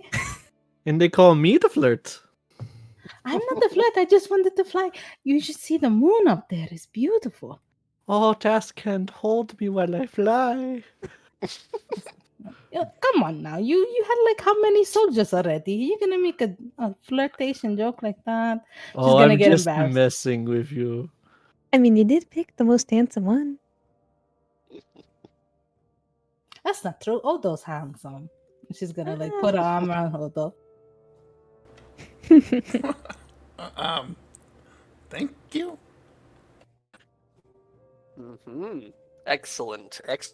I mean, you guys sort of meet up on the back of Swamp. In his shell already. It's like middle of the night at this point, right? So it's like 12. It's past midnight. He's in his shell. He's sleeping for the night.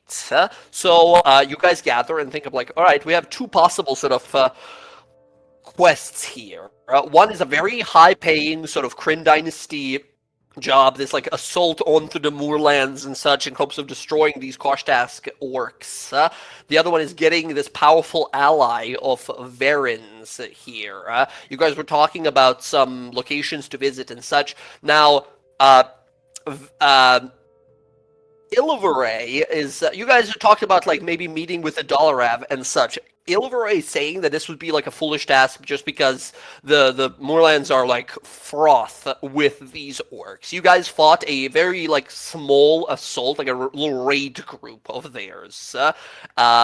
They're pretty tough, right? They're pretty brutal. There's a lot of them out there. It means absolutely you can try for it still, but they won't be able to like assist you or do anything about this whole like actually getting rid of the Koshtask thing until they send all these soldiers down to like from this.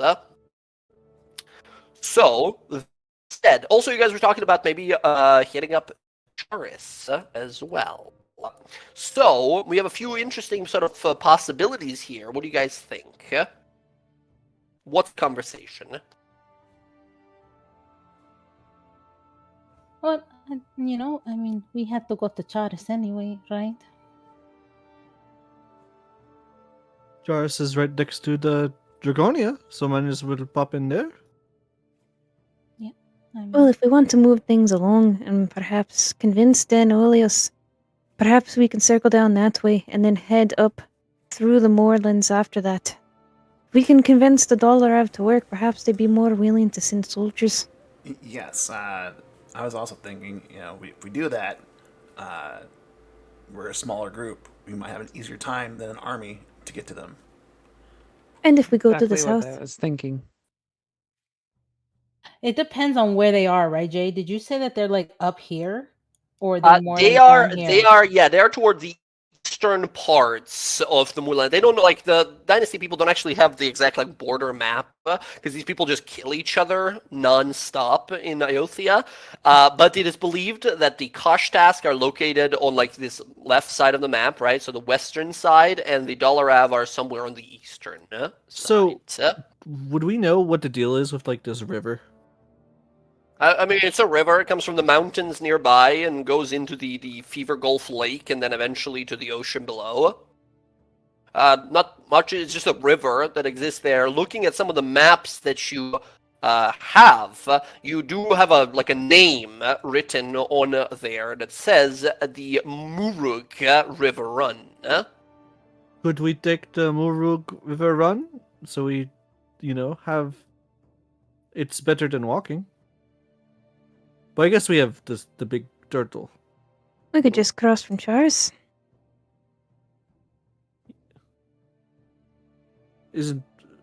I mean, it's a lot of miles, but It's going to be a long way either way. Keep in mind, you guys go about 50 miles a day on the back of Swamp Shell. dang, okay. Yeah, I was not here when we traveled with Swamp Shell. yeah, he's pretty fast. It would take about 3 days. almost 3+ days to get there. He swims just about as fast as he walks, so he can, cross surfaces of any kind. Oh wow, okay. Doesn't like salt water. He's a swamp turtle. So what do you guys think? What's going to be the first thing we do, right? It is, by the time the morning rolls around, Captain Ilveray will get a confirmation to you that, like, all right, month. We're going to have to wait a month before, because she threw some names around. He mentioned that, like, Varen is here, the Taskian is here and such, and they sort of, like, lowered the time down as much as they could. They'll pull some strings and send a large amount of soldiers, anywhere from 200 to like 600 soldiers will be sent for this. So that's a large amount. And yeah, until the month has passed, she doesn't want to make any moves. She's going to be stationed here, making sure that the town itself is protected. So, do we want to head to Charis first, is what I saw a lot of those. I think so. But I thought the whole purpose was that we're gonna leave Swamp Shell at Charis. So wouldn't that be like the last place we go? Actually, that's a good point, because if you take Swamp Shell, while he can help you cross and move, there is just we can't take no him in here. stealth done, Yeah. right? There is no stealth at all if you're going on a gigantic... Because it's not that he's loud, he's stepping on shit and breaking it, right? He's making noise. Should ask Odo, do your people have like boats that we can borrow to go over the river? Jake? They're druids, a lot of them there, right? They have the ability to wield and meld wood into just about any shape. They're not fishermen themselves a lot. They survive off of the forest. But yeah, it's easy enough to make some like canoes and boats and stuff like that. In fact, it's more likely that you might find some of the druids there and ask them perhaps to, like, can you guys just turn into some swimming large beasts and take us across or something like that, right? I mean, that's basically what he is, though. Yeah, but we can't take him because we wouldn't be able to stealth. We can't take him into the moorlands. We wouldn't You be can able probably to. take it to the edge of the moorlands, right? Let's announce to all the orcs that we're here. Because, yeah, he would have to be left there. So if we just asked the druids to help us, they could just drop us off. That's a pretty good lineup right here. If you're gonna want to do like this, drop him off here, make your way across, maybe follow the river, and then start exploring and looking for whoever, right? Yeah, I mean, like, I feel like the Draconia and then dropping him off at Charis and getting help to get further to the you said they're further to this side. Yeah, so if this we can side go up up here. the river, this would be the best bet of us not taking a big ass turtle. Now, keep in mind, as you can see, there's this bottom area here. All of this, like this is Iothia, right? This area. So this river looks like way wider, but that's just because it's on a map, right? It's not actually like fucking 10-mile wide river, right? It's just a known river that goes through the moorlands, right? So you're still going up the river, you're still going through the moorlands, but of course, you're not trudging through the knee-deep mud the whole time. Yeah, I think the river is our best bet. Yeah. So, weighing in here, If I say I don't want to go to Draconia, does that matter at all? Why? Because I don't want to be an errand person for the dynasty. Well, it's for like it's not an errand. We're gonna get something from it. Also, it's to take out the Shadow Fae. We're getting this person to help us take out the Shadow Fae. Let me put it this way, Zoria. Don't think of it as an errand for that. Think of it as an investment. You're investing in someone who's helping you get soldiers to fight these orcs. If you give him this, he might be more inclined to speak up on behalf of starting the siege sooner.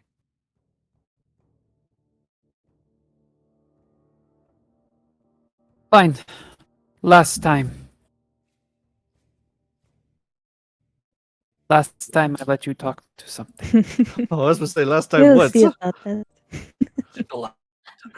I mean, if he has his person, he could probably like you said, he'll maybe be there, and maybe they'll give us more people or make it a little bit more fast. I mean, it's not really an errand. Well, I'm saying if we help Theron, then it's more likely that he'll help us in the end. Yes, very true. I will be honest. Don't care what you say it is. It is how I feel. And, And if we are all worrying about how each other feels, I would like how I feel be a little bit more considered.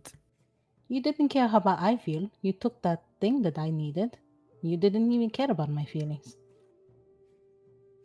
I let you use it, didn't I? No, I wanted it, and you said you did not want to give it back to me. What, this? And she just kind of holds up the lens. Yes. You mean when you told me I could hold on to it until you needed it back? You said you weren't going to give it back, Zoria. I said I would think about it.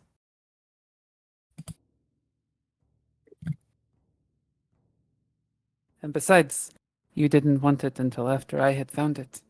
No, of course not. It's not that. It's part of the telescope. She kind of just shrugs. You see how that you shrug? This is me shrugging on you going to the fucking moorlands.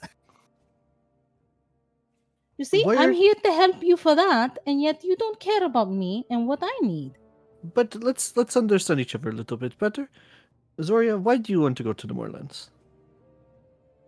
Feels important. So it feels important. Feels important. Yes.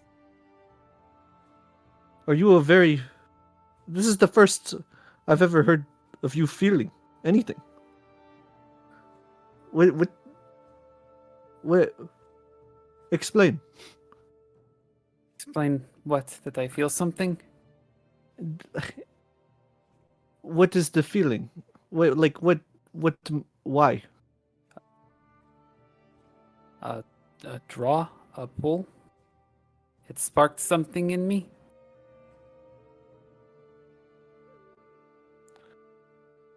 I am not explaining myself to you, least of all. You have not learned that yet.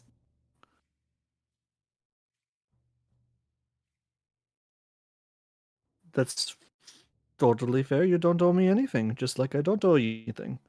So. But that You owe me a favor, though, Alondra. Oh yes, you make me very. You don't How let me about forget. this? We'll call it even. We won't question Zori about why she wants to go to the Moorlands. We're going to do it. We're going to help her. And this is the last time. She did agree. She did agree that she'd go to Draconia, but this was the last time. I'm going to help her, but that same pull is the same thing with me in that telescope. You could understand that, right? No, the pull. I understand.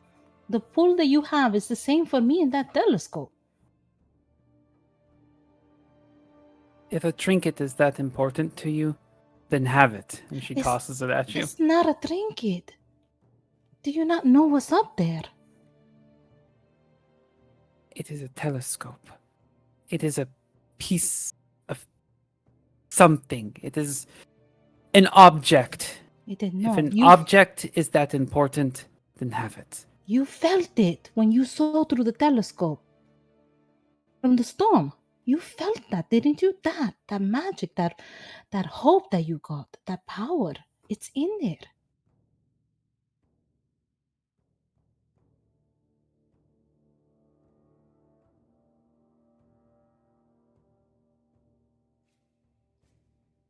She just shrugs again.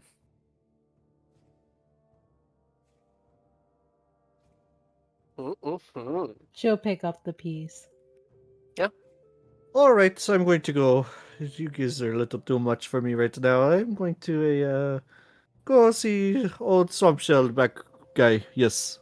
Hi. You mean the turtle that we are sitting on right now? Oh, is that where we're sitting on? I didn't realize. He spins, does a bunch of backflips, and goes into her tent. Amazing. All right, you guys sort of realize a tenuous sort of agreement here, but agreement nonetheless. You all rest for the night. You are fully restored. You get a long rest. Everything, your magic, your spells, your abilities, your strength is all back.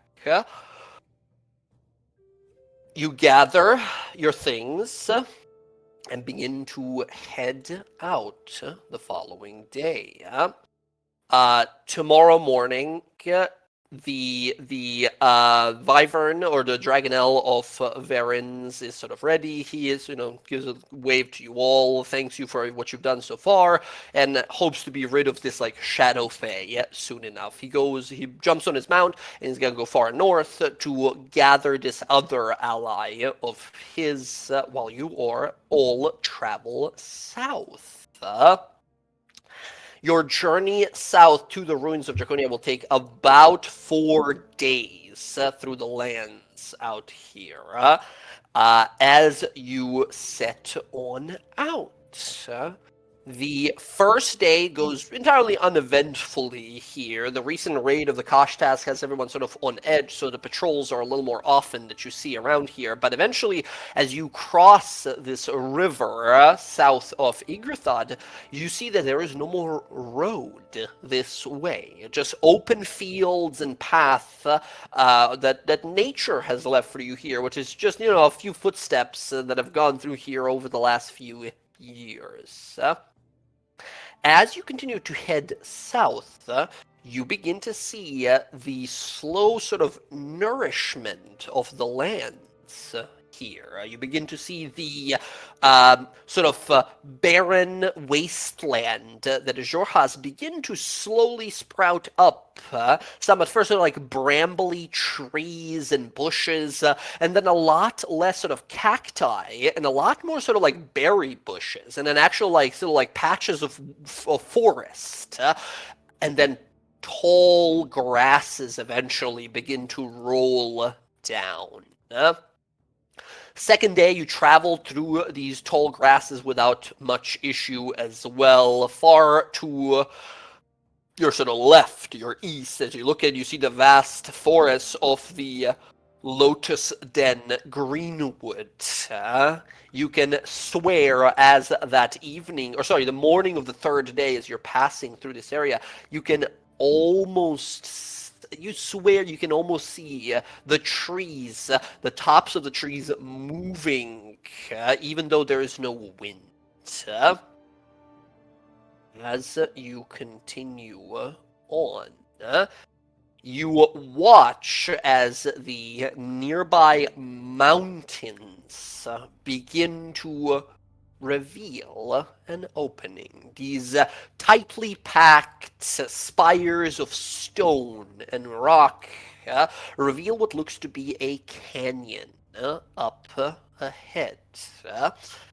You watch as where the two mountains meet, two enormous, 70-foot tall statues of Dragonborn, two gigantic Dragonborn, one what looks to be a mage holding a staff, their head missing, having fallen nearby and fully sort of shattered on the ground, and another one of a warrior with a shield and a sword, sort of holding a symbol up. The symbol of the shield is that of the platinum dragon Bahamut, the god of justice. and dragons. The shield is cracked in half. One of the arms is sort of missing the elbow of it, and the statue is obviously in like a vast state of disrepair. As you guys sort of enter on in and look over this ledge that sort of leads slowly down into a vast ravine. We're talking like miles upon miles of canyon-esque space that has been widened. You kind of look down and you can see here ruins. Ancient pillars and buildings and massive pieces of what was one this huge floating city scattered across the entirety of the ravine. You can see tall, sort of wizardly towers shattered in two. You can see priestly temples off in the distance that have been impaled onto the side of the mountain. Some terrible catastrophe happened here long time ago, and you can kind of see the remnants of all of it throughout. That said, Odo, yeah, absolutely. If you wanted to work on your shield, you have bought the materials and all that. By the time you guys arrive into Ruins of Draconia, can I have you make a woodcarver's tools roll? Also, here's a little thing on the map here. This place is called the Dreamoth Ravine. Oh, fantastic. With a 23, you spend the entirety of this journey that you guys do spend safely traveling, finishing the last bits of detail on your shield. This is a very potent magical shield that you make, having already set up the roll from before that you did, now finishing the job. Excellent. Let me roll 20 and save the thing. I'll add that in a moment here. But yes, your crafting is a success. I'll fetch your item right away. Thank you. Excellent. Any other things to be done while we travel? Let's see. I guess I'll look for stuff. How many days of travel was it again? You have 4 days of travel. All right. I'll look for the things to make. I guess I'll look for more mushrooms for potions, healing potions. Yeah, easy enough. Give me a DC 8 herbalism. You can do it every day if you want to search, or you can do 2 days of searching, 2 days of like crafting. I still have herbalism kit because I changed it with something else. Okay.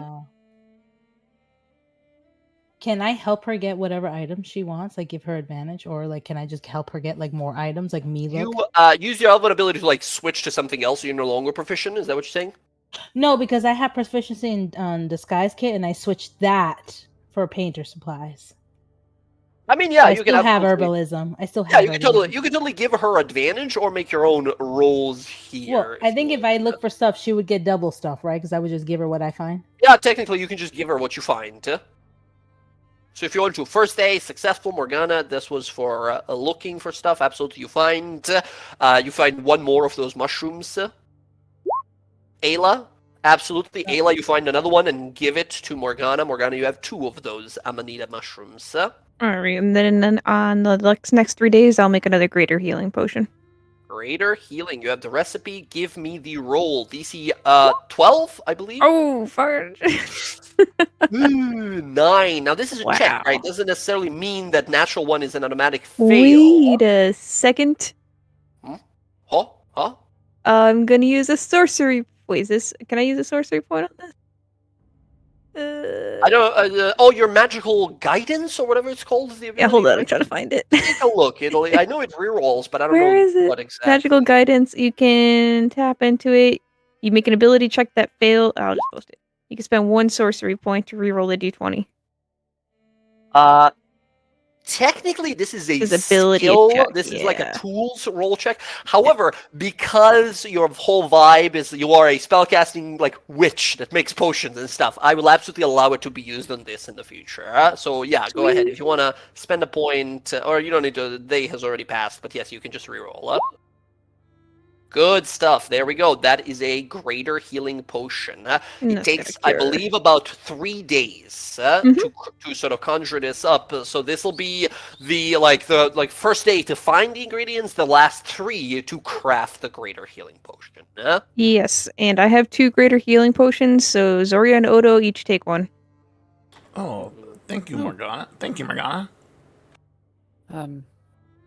You're not going to make me owe you something, are you? I think we're a little bit past that for now.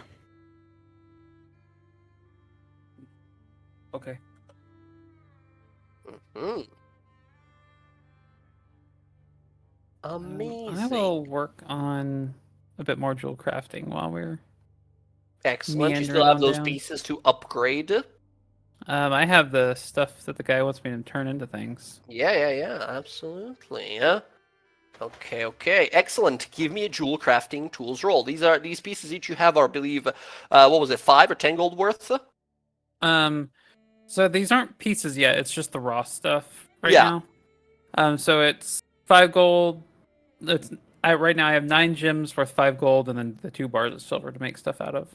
Absolutely. Yeah. Go ahead and give me a jeweler's kit roll here. Strength The or higher dexterity? roll.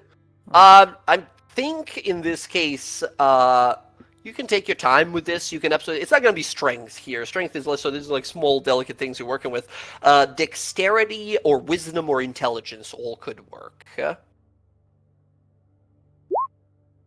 And I will add d6 to that. Nice, 15. You upgrade one more of these. You sort of work on it for some time. Takes you one of the days, and another one of those pieces becomes a 10 gold worth jewel that you craft. So you have 8 more remaining, and yeah, 2 you've already sort of fully upgraded. Cool. Cool Awesome, beans. awesome. Okay, finally, the wizard would like to do some stuff. Gotcha. I would like to transcribe my detect magic scroll into my book. He's gonna have to just using like a small part of one of the days. using the ink that I have, the spell ink. Gotcha. Yeah. No price needed. No cost off of your back. Right. You just sort of prepared this already. It is done. Amazing. And then I would actually, I think now that I have detect magic and identify, I would want to spend time ritually casting these spells and trying to understand the inner workings of my new hat and scarf that Pazuzu gave me. Yes, absolutely. Inspecting them closely, you do not find any hidden curses or abilities that you didn't know it already had. They very much so seem as they are. It's very much like Varin said. This is probably the most trustworthy kind of fiend you can work with. Interesting. Okay. Curious. And if I have any time, I would keep an eye out. Or actually, I have one. So I'd like to make a Suve salts. I have a geode. Excellent. Give me an alchemy tools roll. Here we go. Intelligence. 14, that's good enough. You make one more use of sooth salts. Nice. Very good. Good stuff. Anything else you guys wanted to do as the days pass? I think that is. Morgana still there? I think she went off to. Actually, that's a good idea. Let's take a little break here, and we'll come on back with this finished shield that our fighter has been working on for some time, and arrive into the Tremoth Ravine. I will be right back.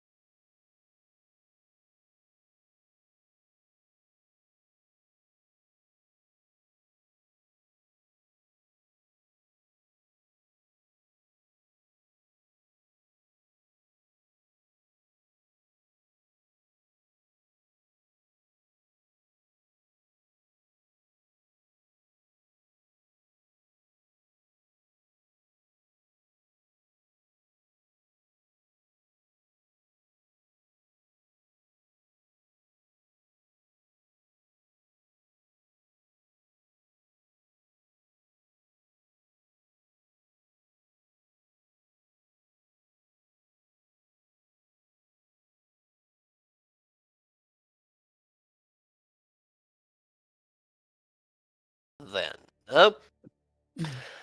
As you guys sort of were traveling here for a little bit, during this voyage, Odo, working your tools and refining this magically enchanted wood that you got from Glezbazlez, the shopkeep back at the pile in Igorthad, who unfortunately was killed by those orcs.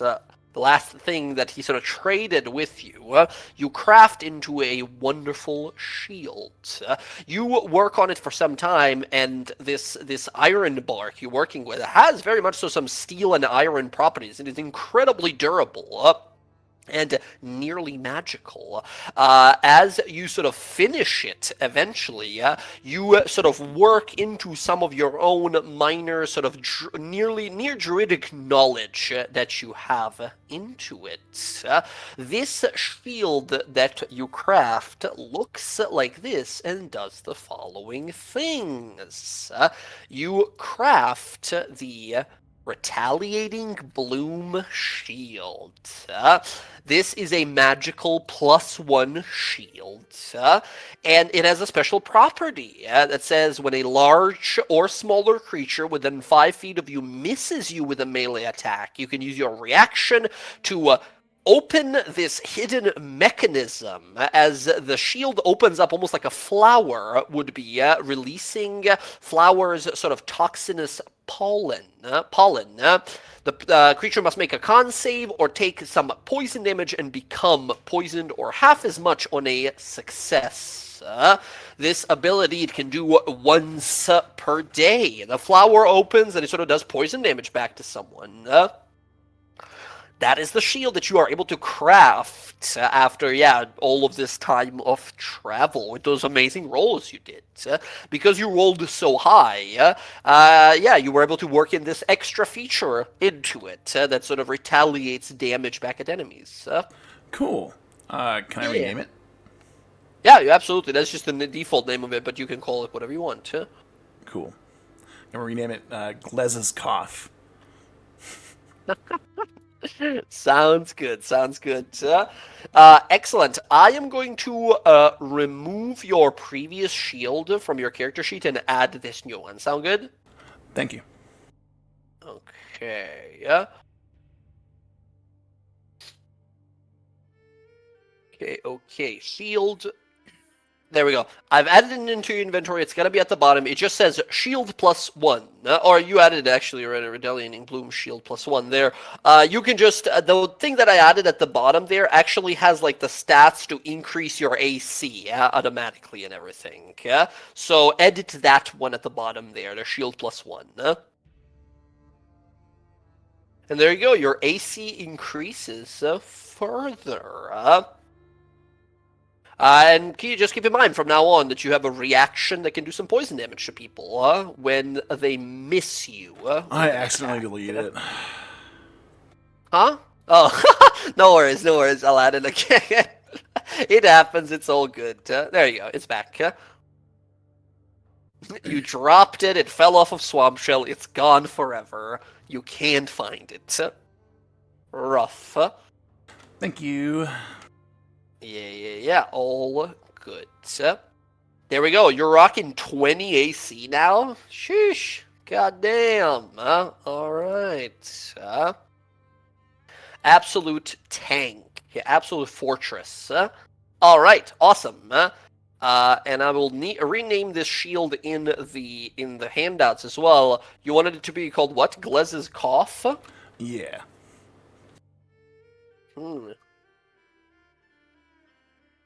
Okay, there we go. It is a rename. All right, cool. There you go. It is not an attunement item. It's just a magical shield that you have that has a once per day ability. Very fun. Sweet.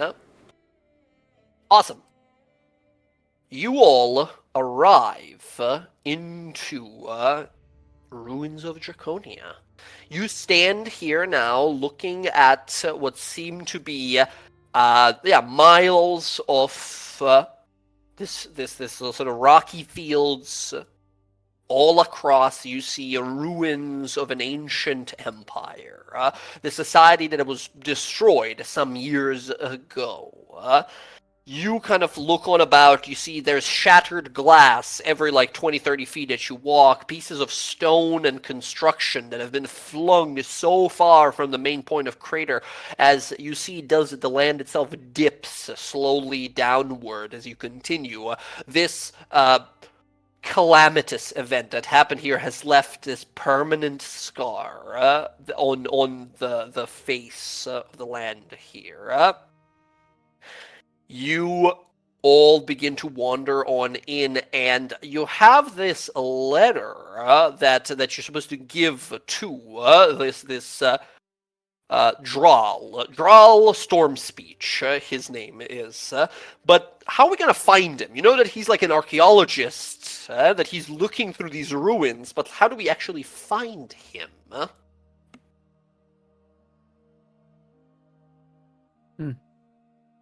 We just called his name, right? I wouldn't go screaming around here. I could always send in Mordred. Maybe see if he can sniff him out first. No, Barnabas can go with him. Yeah, they could take 2 paths, and that way we can divide and conquer. Kada, Sure. if she wants to go, can go as well. Yeah, she'll excitedly sort of flap her wings. Send out the familiars. Excellent. Do you want them to go different directions so that way we cover more ground, or you all want them Yeah. to go in the same place? No, they'll definitely split. And I can, I don't know if Kaida can do it, but I know that the wizard and sorcerer can look through the eyes of their familiar. Yeah, the Kaida is now as well a familiar, magically bound to Odo through that ritual of the Luxon. So yeah, he can, from now on, Odo, I don't know if you have already, Rav, but if you haven't, add the Find Familiar spell to your spell list. Yeah, it allows you, as per the Find Familiar spell, to look through the eyes of your familiar. So, can I have all of your guys' familiars make a perception roll, please? I know some of you have advantage. Yep.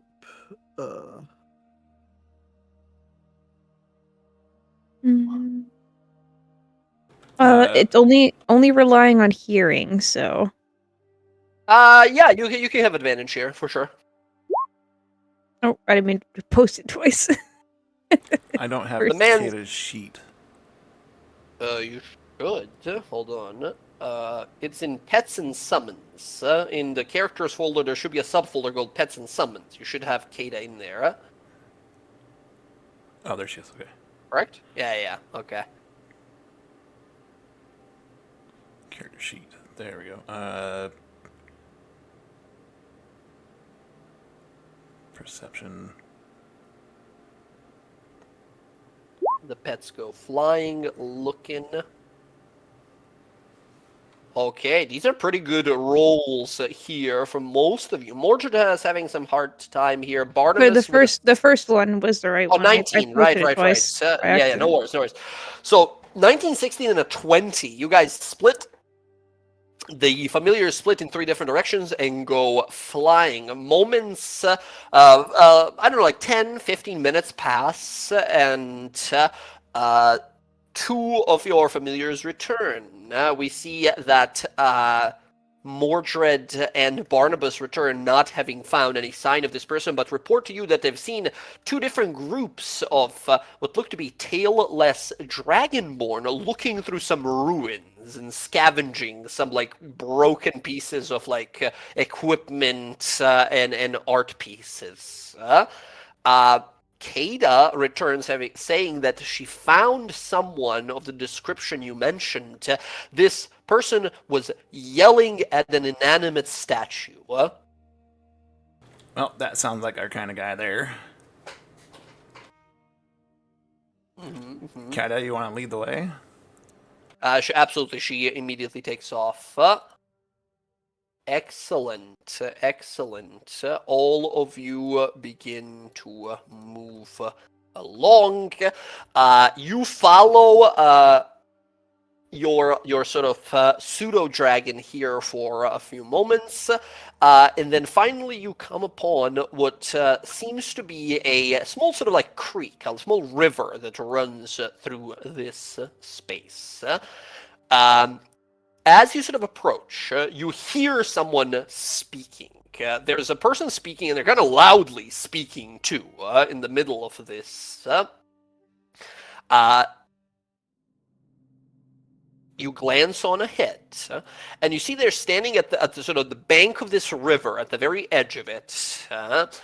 This river sort of spreads in the very center, and there's a small island on the river. And upon this island, there's another statue that's almost like 70-foot tall statue of what looks to be a gigantic dragonborn knight with the sword he has sort of facing down towards the ground, giant sort of cape on his back and such. It looks like a statue of like a hero or something like that, right?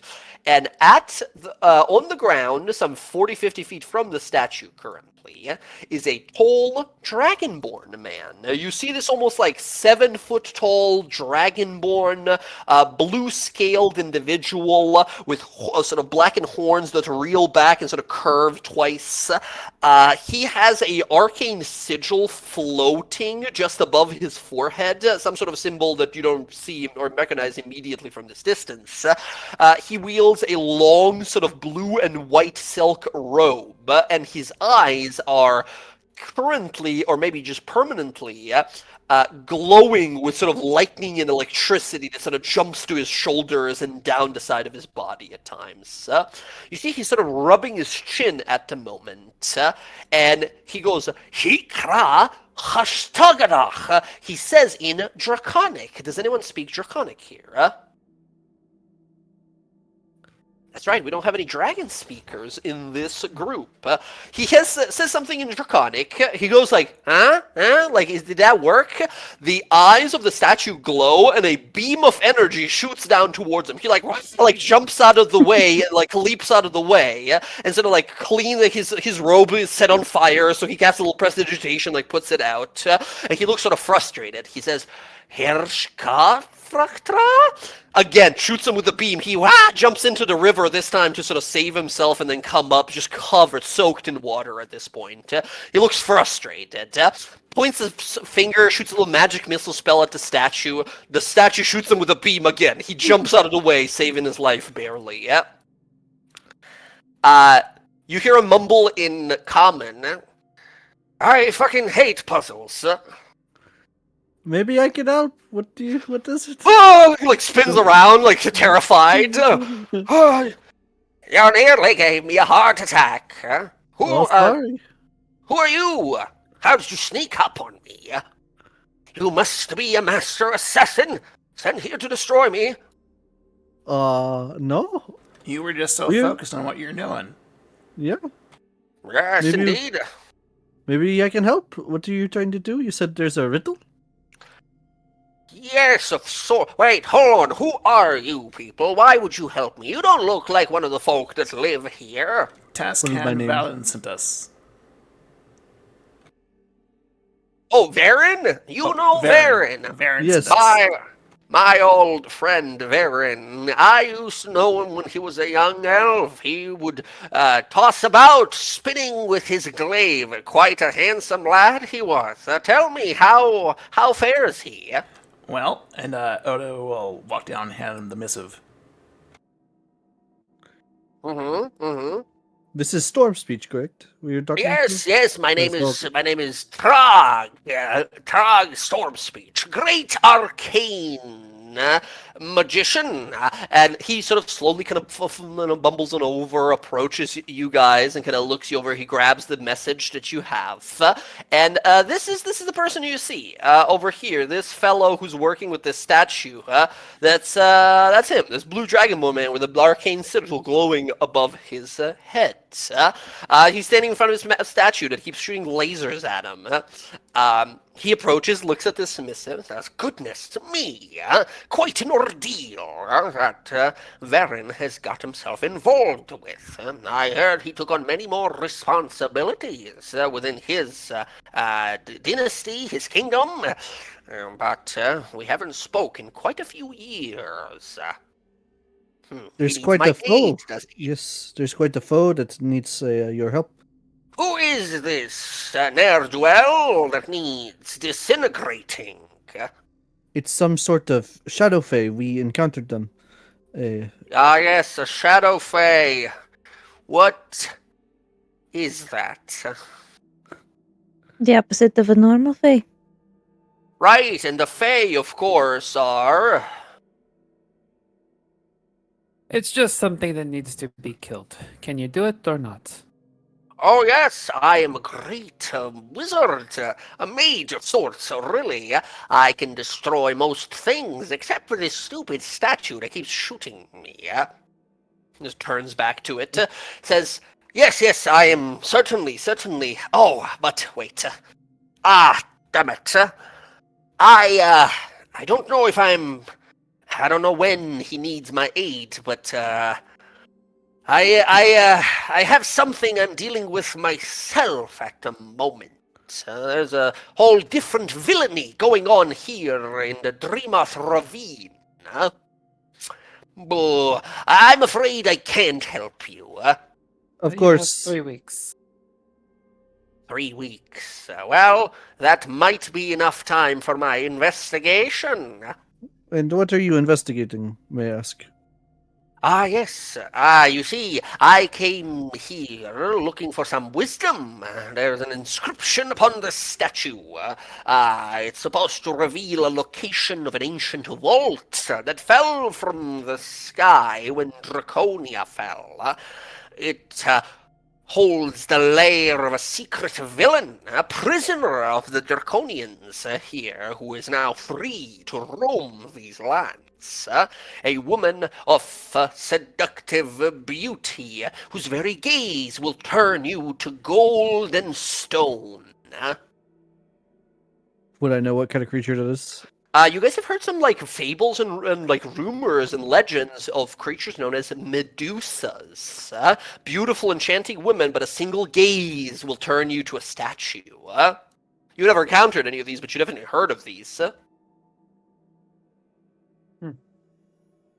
I need this villain destroyed before I can leave these lands. The people of Zarzith Kithril have asked me to help them. I, as one of their newly established advisors to the Council of Scale, of Tooth and Scale, I am to do this for them. I did not wish them to risk their own hides.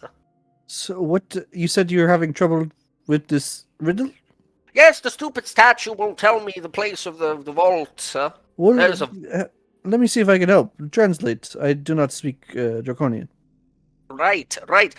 He starts talking in Draconic for a while, and then looks back to you and says, the statue has asked of me. It spoke aloud a while ago. It asked of me to speak the name of this vault that I seek. The problem is, I do not know the name of this place. That's the issue.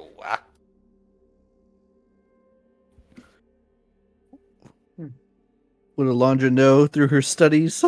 You guys can make me some history rolls if you wish about the floating island of Draconia and this vault. I'll use my inspiration. Okay. So- I mean, I rolled a 26. You don't have to waste your 26 Oh, okay, as never well mind. from Morgana there. That's Goddamn. Yeah, I was going to say save it. All right. Ayla and Alondra, you're not too familiar. Without having to look for any additional clues here, 13 as well, not unfortunately. Morgana with a 26 above a 25 roll here, you instantly remember here, I've heard, the Draconians, they had a whole island. It was a pretty interesting situation. There were these tailed dragonborn that were ruling, basically keeping slaves that were these tail-less dragonborn. They gathered riches and great treasures and gold and such, and you heard their vastest vault that also served as sort of a prison was called the Vault of the Golden Idol. That was the name of the location. With a 25, you instantly remember, right? You sort of think of it wasn't that the place I read about? Morgana just looked at him. Wouldn't that be the vault of the Golden Idol? Prague sort of looks to you and says, yes, of course. That's what I was thinking about the whole time. It was at the tip of my tongue. You, very clever, very clever. He looks back. You catch him absolutely going like, whew, good thing someone remembered, right? He had no clue. As you speak the name Vault of the Golden Idol, you see the statue's visor moves up for a second, and bright, glowing sort of golden light glows and shoots a ray of light far to the south of here, pointing a direction. It flashes for like 5 seconds and then disappears. He looks at it and says, there it is. It is solved. Very good, very good. So clever, all of you. You are friends of Varen's, you said. Do I have the privilege of knowing your names? Zoria. Pleasure, pleasure. Oh no, Overbarrow. Overbarrow, Mr. Overbarrow, very well. Alondra Seeley. Really? And he nods profoundly, like that means something that I don't know what it means, right? He just sort of nods, like, yes, indeed, I see. Lee. Doesn't work as much. And he sort of looks further over to, Morgana and Ayla. Morgana. Morgana. And she'll go up and shake his hand because she's never met a Dragonborn. She'll be like, I'm Ayla Anadis. And she would like just smile, shaking his hand. Yeah, he like returns with a smile. Miss Inaris, very well. Pleasure to meet all of you. Now, let's see if I can. Wait, hold on. Are you all here? Why are you here? You're just here to give me this message? Will we? Pretty much. All right. Well, I We're here? need to go slay evil now. I need to go slay this evil villain, is what I gotta do. So, as soon as I'm done with that, I can come and, meet with Varen and such. But I'm duty-bound to the people of Zarsith Kittrell. Very well. Okay. This was great. He. You know the people at where would he come from? Host of Igorthod. The people at the House of Igorthod, they need you, I think, sooner rather than later. How long is this going to take you think? Single spell from Krag Storm Speech destroys all evil. I just gotta find them first. It's like I gotta find them. I was going to turn around and look at Morgana and Zoria and Alondra and Ayla and just slightly shake his head, put his hand to his face. His eyes go wide as he goes, there she is now! And he points across, up on the other side of the river. As you guys look over, like, huh? You look back, you hear first of all, like, stomping, and then you kind of glance on over, and standing there on the other side of the river is the most horrifying thing you've seen in your life. There is a giant metallic bull creature with snakes sprouting from the sides of its head. Not a Medusa, most definitely not a Medusa. He points at it, says, "Evil Medusa, face my magic." He launches 70 feet into the air, like no spell cast, no nothing. He just flies all of a sudden into the air, and this thing like roars loudly, begins to exhale petrifying powders from its nostrils, and begin to sort of beat the ground, ready to charge. You guys see whatever that thing is, just having sprinted over, seeing that beam of light.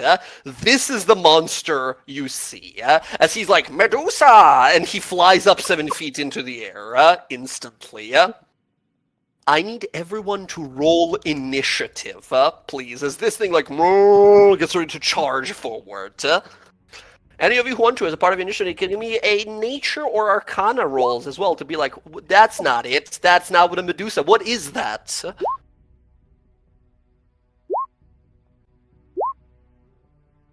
Mr. Storm Speech, 1616, not bad.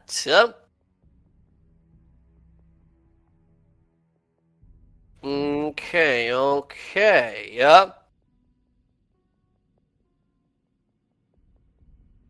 Excellent. Okay, let me see here. The rolls very good. Not bad initiatives. Not bad at all. Excellent. All right. Looking this thing over here. Oh, Ayla, who's got the advantage on initiative? Huh? One, two, three, 4, 5. There's like how many of us? I did give you your telescope lens. She's still mad at you, probably. I mean, I don't know why I was a little mad.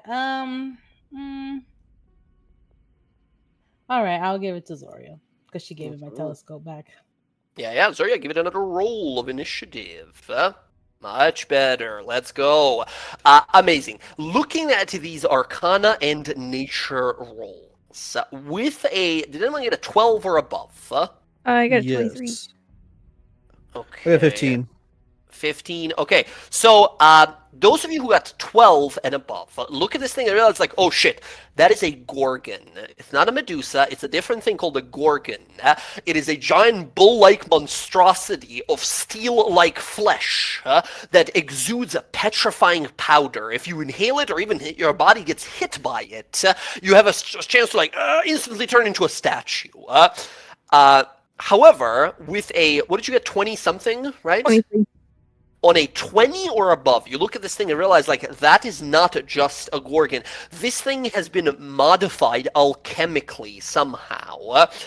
Parts of a Medusa have been added onto it, these snake heads, making it into something entirely different, something called a Thessal Gorgon. Like a Thessal Hydra, but this is a Thessal Gorgon. Twice as dangerous, you think, probably. This is only someone who understands how petrifying magic works has a chance of making one of these. Right away, you think of, like, oh shit, this Medusa might be, like, altering some other, like, petrifying type creatures around here as well. The gigantic Thessal Gorgon rolls initiative. 13. Okay. We begin the combat as you guys, whoever wants to, can move up to their move speed before the combat actually begins. Here, there is a stream that is about 10 foot deep. The water there that's about 10 foot deep. You move yourself wherever you want. I'm just gonna wager a guess. We don't want to look at those stakes. Would I gather that? I'll say with a 20, you gather here that this creature has these snake heads and such. You don't think, based on your knowledge, that a creature like this would have, like, petrifying abilities if you just look at it. You've heard that Gorgons have the ability to exhale petrifying gas instead. Okay. So that's what you got to look for. You can look at it all, like Medusas. You know that for sure about, I'll say, you know that about Medusas right away, that, like, you don't want to look them directly in the eye. Or you don't want them to sort of, like, stare at you for too long. These guys, they're just gonna breathe at you. Yeah, so she's gonna quickly call out, don't worry about looking it in the eyes. It's the gas you got to look out for that it breathes out. This thing looks wild. It has these snake heads, the body of a gigantic, like, metallic-looking bull, and a tail that is like a crab pincer that is, like, click, click, click, clicking as it's moving. Okay, there we go. That's the initiative. Everyone has moved up. Let's start this off.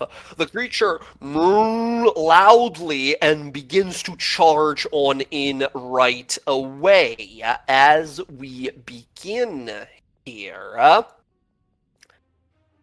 Zoria, you are first to act. You watch as this massive opponent comes charging right at you. Well, that's fine. We're gonna bonus action rage, because that's what we do. Rage it up, very good. And we're gonna charge in. So I have swim speed, so does crossing this water, like, even affect me? It's a difficult terrain unless you have a swimming speed, yeah. I do. Yeah, then you could just swim across, no problem. Cool.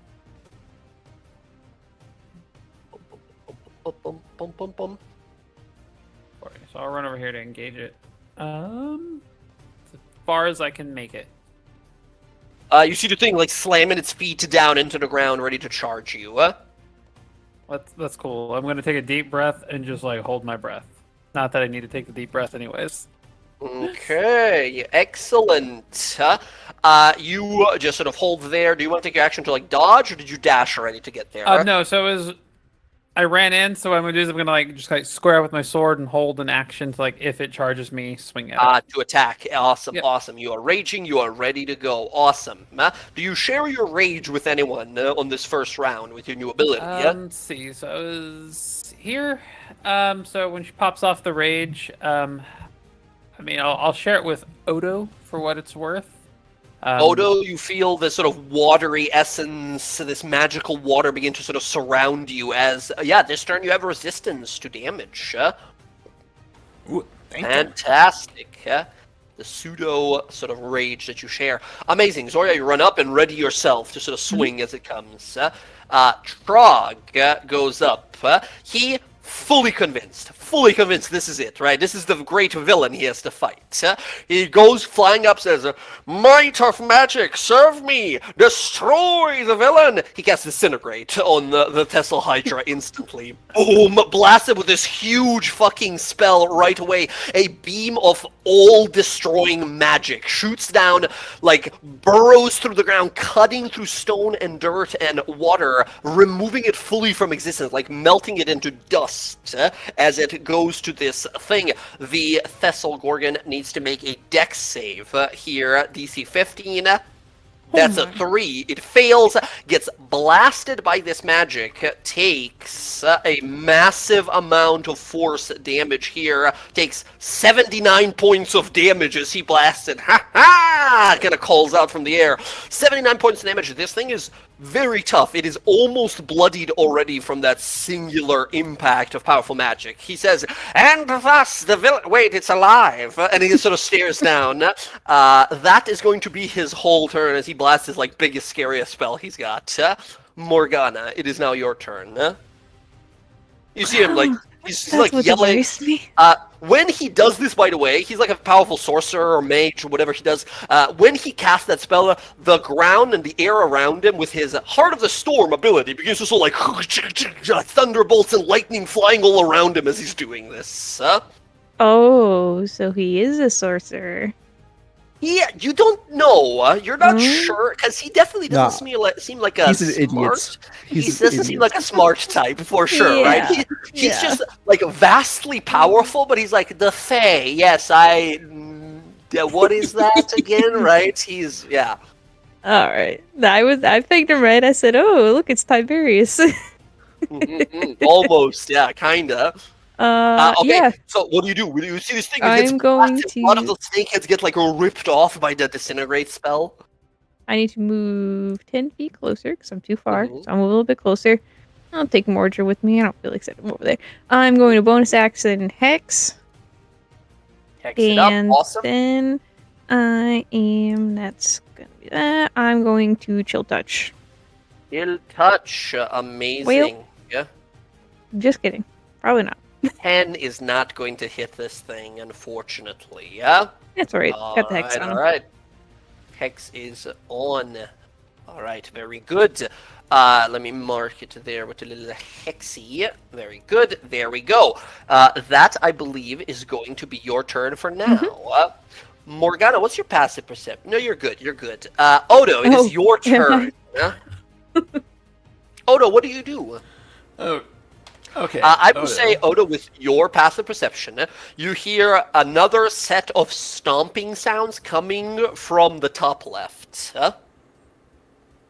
You glance sort of in that direction, and you hear Kada as well alerting you as you look that way, and you see another one of these. No snake parts to it and such, just a giant iron bull creature charging this way as well. Okay, well, Zoria's got that one. Do they look fast? They're giant bull creatures. They move pretty damn fast, yeah. Okay, so Odo's gonna come up and engage, get in the way, actually. He'll move 15 feet over here, make himself the most tastiest target, and he'll hold his action for when he gets charged, he'll attack.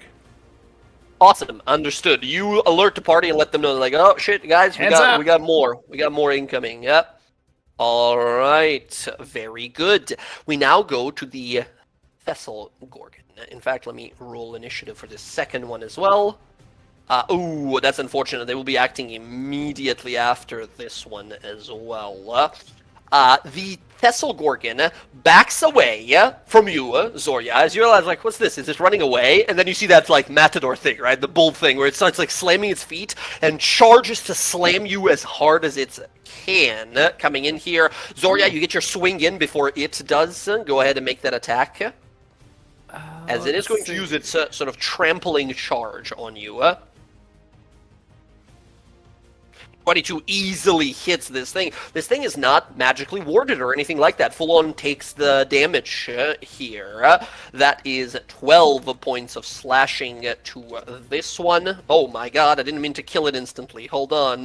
That is now a bloodied Vessel Gorgon here. You come down and slash against its side as it swings by you. It comes in and tries to hit you with its gore attack. That's a 19 for 27 points. I think that's going to hit. You take 27 reduced to 13 points of damage. As it hits you, it uses its trampling charge. Can I have you make a strength save or be knocked prone? 18. Let's go. DC 17, you easily beat it here with your rage advantage. Fantastic. As it slams into you there, it is going to sort of reel back and let's see here. It is going to attack you, first of all, with its little tail pincer. You watch the tail sort of crab claw come around and try to grab you by the arm. That's a 16. I think that hits for 12 points. Reduced to 6. You become grappled and restrained. It holds you down right there. Let me see here. Oh, damn it. The creature didn't set up the thing here. One moment. Let me just set up a thing. It has one last attack. It is going to sort of reel up and then slam its hooves down into you that you're restrained. This one is with advantage. That's a 27 for 32 points of bludgeoning damage to you. Brutal kick to your side as you take 16 because of your raging damage reduction. Okay, that is going to be its first brutal set of attacks here. As we finish its turn, we go on over to the Gorgon up here. Odo, the one, it is 5 feet away from being able to just get to you, so it has to dash for the extra 5 feet. Odo, you get to make an attack. You're ready to action attack against it as it comes in. Come on, big fella. 18 totally hits. Actually, 18 misses here against the metal bull. That really? is not going to hit. Yes. It is going to charge up right over there. And Do then I get my second attack, or no? No, whenever you're ready to attack, you just sort of attack once. I didn't mean to ping that, but that works. Whatever. Okay, Alondra. We now go to you. Realize you're fighting very sort of fast, very armored enemies. What do you do? Okay, so if I cast Fireball and she's grappled with the creature, does she have to save? Or can I? No, you can totally. But it's a very big creature. You can totally blast the backside of it there. Okay, then yeah. So because because like a 20-foot could be like back here or something, right? So yeah, easily. Yeah. So okay, great, amazing. Oh, excellent. Let's do it. Let's Fireball. Okay. Let's go. Awesome. Level 3. There we go. Ooh, very nice. Great fireball damage. What does your fireball look like? What, color is the flame? Is it like a ball that, a point of light that goes in and explodes? Or do we see a pillar of fire explode from there? Do we see you try to summon some sort of an elemental and then sort of detonate it instead? What does this look like? I want her to, blow a kiss, and this little fairy goes down, and then just a huge explosion. Amazing. Yeah. As it detonates, the creature instantly needs to make a dex save. Here's the dex save. This thing is not very dexterous, not at all. No, that's a failure. That is 27 points of damage. The creature is badly bloodied after that Disintegrate and Zoria's attack. One or two spells like that, and it is out for the count. Fantastic. Great. And then I will bonus action Blade Song. Blade Song. All right. You begin to move with incredible speed and agility. Awesome. Very, very cool. Trying to think. I guess I'll like get over. I don't know where to go. Hey, wherever you want. You can send Barnabas to help as well against one of these guys if you want. Yeah, I think Barnabas is going to go help Zoria. All right. He'll go advantage on the next attack against that one. Very, very good. Alondra, I believe that is your turn. That's just my turn. Ayla, we now go to you.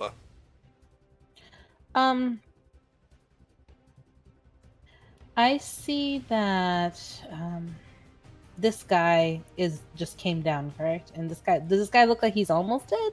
That guy is close, but it's like very, very tough, right? It's a very, very powerful creature. That Disintegrate spell did a crazy number on him. The Fireball did a lot of damage there. Like, it'll take another Fireball or two to bring it down. All right, she's gonna do instead. Let's see here.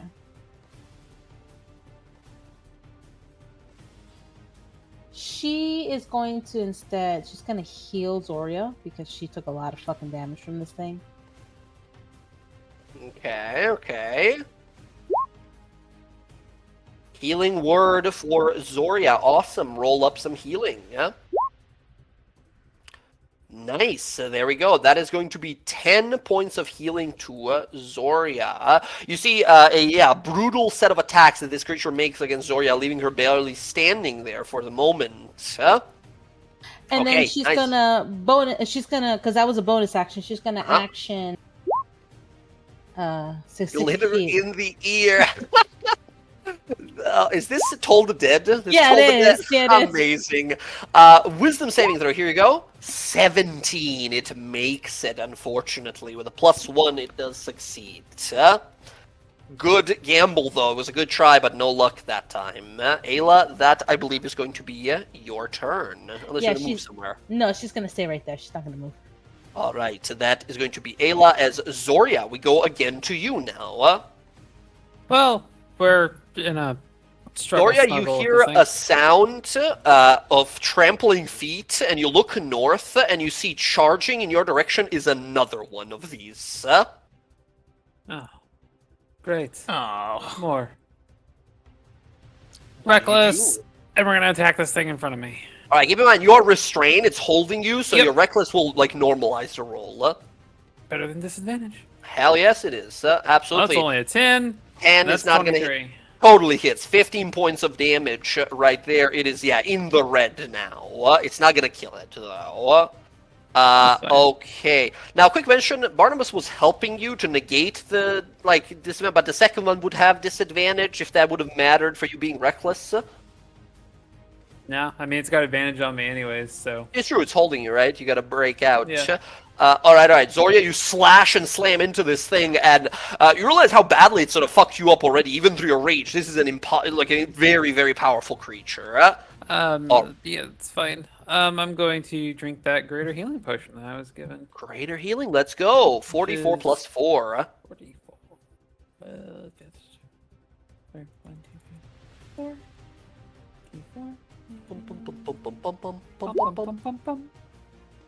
There we go. 13 points of healing. Amazing. Yeah, that's a lot of healing for yourself. Very good. All right. Zoria, that is the end of your turn. Trog sort of looks around and everything, says, wait, is that a Medusa? What do, he's like pointing at these creatures like, I'm a little confused. Oh well, we'll destroy all of them. And he is going to sort of fly. His ability to fly. He's going to fly. Let me see the range of this thing. It is a 60-foot radius sphere. Good God. He conjures forth a insanely... he can catch everyone. He conjures an insanely vast sphere of ice and sort of cold tundra energy, as he is going to cast Odaluk's Freezing Sphere. He unleashes this destruction of ice, freezing the river below, as shards of ice go detonating in every direction. All of you watch as this ice washes over you. However, because of his ability to sculpt spells, none of you are injured by the ice here. These creatures all need to make... he sees that they're pretty bad at saving throws, so he's going to try... Here's the big guy. Big guy fails. Here's the new guy arriving. New guy succeeds. Here's the guy that Odo is fighting. That guy succeeds as well. He unleashes a mighty the one, sorry ice to interrupt. The one near Odo, is that the one who Mhm. just did a 16 to pass? What do you need? Yeah, 15? no, that was the 20. Yeah, sorry, that was the 16, yes. I'm gonna use my reaction 15. to cast Ill-Fated Word. Ooh, ill-fated word. Reaction when you see someone take an attack roll, saving throw, or check. You call out, roll a d4, reducing... Okay, you need a 2 or better to make it fail as well here. 2, let's go. The creature goes to sort of hunker down and ready itself. How do you, like, distract it or slip it up or make it lose focus? How do you expose it to frost? Morgana just... It's a word, so it's just like a... It sounds very, like... It sounds terrifying. It's just like a word that, like, the hags would have said, that it just catches its attention. It's just like a sinister word in Sylvan. Hell yes. Amazing. As soon as it does, the creature is distracted, it loses focus, almost falls to the ground. All but the one in the top right take 36 points of cold damage, half as much for that one over there. Zoria, the one in front of you, is badly fucked up, but it's still not dead. The one in front of Odo is pretty fucked up, not that dead though. Okay, that's him casting a spell, and then he looks around and says, "Ha ha, that's sure still alive." Huh. He starts rubbing his chin, looking down at these things as they're sort of... He's flying above, right? He's not really in danger here, but he sees that you guys are, so he's going to sort of float up here, sort of 20 feet off the ground, goes, "Hey, stupid, up here! I'm over here!" And he's trying to get... It's a bull. It can't look up, right? It's looking around like, what is happening, right? And it can't choose him as a target. Morgana, it is now your turn. Alright. So the one in front of Zoria is holding her, right? Yes. So if I was to shoot it with a lightning bolt, would that hit Zoria? You are a very intelligent individual. These creatures have a skin made of what looks to be some sort of metal. This cable of metal is wrapped around Zoria at the moment. Alright, so never mind. I'm not gonna do that to you. Probably would, yeah. Probably would zap.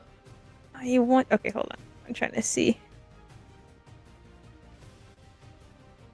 I want to be behind it at a good angle. Ooh, I'm seeing the lineup. Oh my god, it can happen. It's a 100-foot line, right? It's a 300-foot line, I think. Wait, right? It's 100 or 300? Let me see. I don't think it's 300. That's it's 100. wild. It's 100. It's okay. Yeah. 300 feet are for this, like, Odaluk sphere, what I just did. I was like, oh my god, 300-foot lightning bolt. Blue dragon, move aside. Okay. So I have to move you gotta get in melee. You gotta get in melee. That's okay. Okay, right. You line it up and unleash this horrible lightning power of yours. Roll me some damage, I'll make some dex saves. Ooh, what's the psychic? Oh, it's Hex. Yeah, they ignore the Hex, yeah. Ignore the Hex. Here's the guy in front of you, dex save. 7-7. Here's the one all the way in the back. Natural 20 on his. That is totally a hit. 26 points of damage. You nearly kill the one in front of you. Like, it is super badly injured. The one that's saved takes 13. He's mostly fine still. Alright. Okay. And then, yeah, that'll be my turn. that is going to be your turn for now. As you unleash horrible lightning, and as you do, what does it look like? Do we see it sort of bounce off the floor, like a skipping stone towards this one, or is it very much so like attached to this one and it fires off? It's like it's like a lance. Like the lightning bolt like cracks. It's like the violet lightning, and it cracks straight through this one to the other one, like a lance. Amazing. Yeah. The ground is set ablaze. You see the grass burning. The ice melts. Some of it melts at least. Trog looks over and says, lightning mage. And he's sort of very happy that there's another lightning mage in the field. And she's just like, no. Your powers are of lightning and storm. And he's just monologuing now. As I think that's going to be your turn unless you have a bonus. Nope, that's it. All right. Mordred helping anyone? He's gonna come over to help Odo. Help Odo. Gotcha. Odo, you have Mordred helping you in one of your attacks, should you choose to attack. Cool. Kata will also come up to give me a hand. Nice. You have advantage on both of your attacks, then. And Odo will take a swing. Take a swing. Oh, even with a 13, that is not going to hit this thing. Second attack. Second attack. 14, unfortunately, will not I will use hit. my inspiration for this one. Reroll? Yep. Reroll, okay. One more roll, 25. There it is. That totally hits. Odo, you kill this creature with that last attack there. You swing once and sort of stab into its side, but you watch as your rapier sort of bends for a moment as this creature has an extremely durable hide. It spins around to sort of attack you, badly charred and sort of burning. The side of it's burning and melting from the lightning bolt. It slams its head down towards you as you sort of move out of the way and with finesse and precision stab to the side of its neck, your blade finding purchase between the sort of links of its hide-like metal armor. The creature's eyes go wide and just sort of boom, falls to the side dead. Okay. Teamwork, as you see Mordred and Kata sort of just flying around. Incredible. There. Get to the edge right there. Very good. That's me. Odo, at the end of your turn, we go to the Thessal Hydra. The Thessal Gorgon. It looks on out, roars loudly. It does things in a certain order here. It is going to... Zoria, it is going to, first of all, move you right here as it sort of begins to, like, shove you forward. As it does that, it is going to start unleashing its... Actually, it can move you a lot more, at least 15 more. It's going to go all the way up here. And... okay. Zoria, as... yeah? Well, I was going to ask, like, when it... Like, I know I'm, like, grappled and restrained, but, when it pushes, could I try and contest it? No, unfortunately. You're restrained. Your feet are not even touching the ground. This is a huge creature. It's lifted you off the ground, and you're just sort of dangling there at the moment. Gotcha, okay. It approaches, it places you sort of in front of its face, inhales through the nostrils, and as it opens its mouth, it unleashes a terrible wave of green-looking gas. As it touches your skin, you feel this horrible pain, and sort of as if all of your muscles are flexing at the same time. The gas flows across the river in a 30-foot cone. Ayla, touching you as well there. Alondra, you are 5 feet too far. Can I have Zoria and Ayla both make me con saves or become statues? Is it an inhale gas by chance? No, this is just so, like, sprays you with it and it touches your skin and it hurts. Ooh, okay, yeah. Both of you feel this gas hit you and your bodies... my inspiration. Yeah, I was going to say the same thing. All right, let's re-roll it. Re-roll it up. All right. Ayla, re-roll. 23. Okay, that is going to do it. Ayla, you managed to barely sort of conjure up some of your sort of divine magic to protect yourself. However, Zoria, you're like in its face. It's blasting right into you there. You guys watch as Zoria's body begins to petrify. Zoria, you are still restrained. However, on your next turn, the end of your next turn, if you fail the same exact save again, you become a statue. Before you become a statue, Zoria, because it's still holding you there, it can replace one of its Flurry of Serpent Bite attacks here with a Petrifying Breath. It is going to gore you, sort of slamming its head upward into you with advantage still. That's 7 points of damage after reduction. Luckily, all that lovely healing was done. And then with the... There we go. That's... It has one last hoof attack against you here, as it sort of spins you around to the back of it and then kicks you as hard as it can. Double 14. I don't think that hits. No, it does not. Fantastic. All right, there we go. That is going to be its turn. Zoria is currently being turned into stone at the moment. Zoria, in its face there, you see its eyes flash for a moment and turn into this golden, almost like feminine-looking eyes for a second before it sort of fades away. These sort of alluring golden makeup around the eyes as it fades. That is going to be the Thessal Gorgon. Now we go to the normal Gorgon. The Gorgon. It is going to charge forward. Okay, here's the thing. There is a the freezing sphere that he casts. There's ice now. The whole map is just ice instead of water, except a lineup that goes like this, because the lightning bolt like melted that ice. The creature is going to charge forward. It can't see Trog because he's like in the air at the moment. It is going to run like this. When it gets on the ice, it needs to make a dex save or fall prone. 14. DC was 15. Boom, slams down into the ground. The ice breaks and it falls into the river. It doesn't have enough movement to get back up. You see it's like the side of its body.